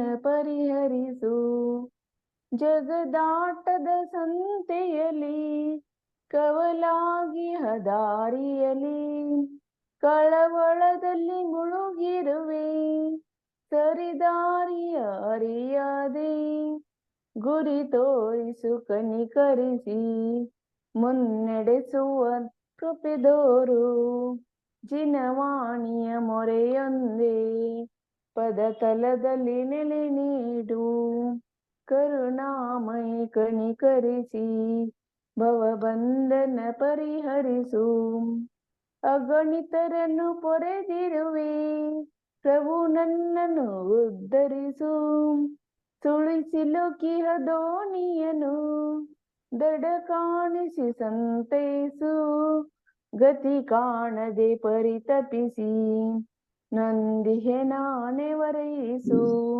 ಜಿನವಾಣಿಯ ಮೊರೆಯೊಂದೇ ಪದ ತಲದಲ್ಲಿ ನೆಲೆ ನೀಡು ಕರುಣಾಮಯಿ ಕನಿಕರಿಸಿ ಭವಬಂಧನ ಪರಿಹರಿಸು ಭವಬಂಧನ ಪರಿಹರಿಸು जय बोलो जिनवाणी माता की जय हो।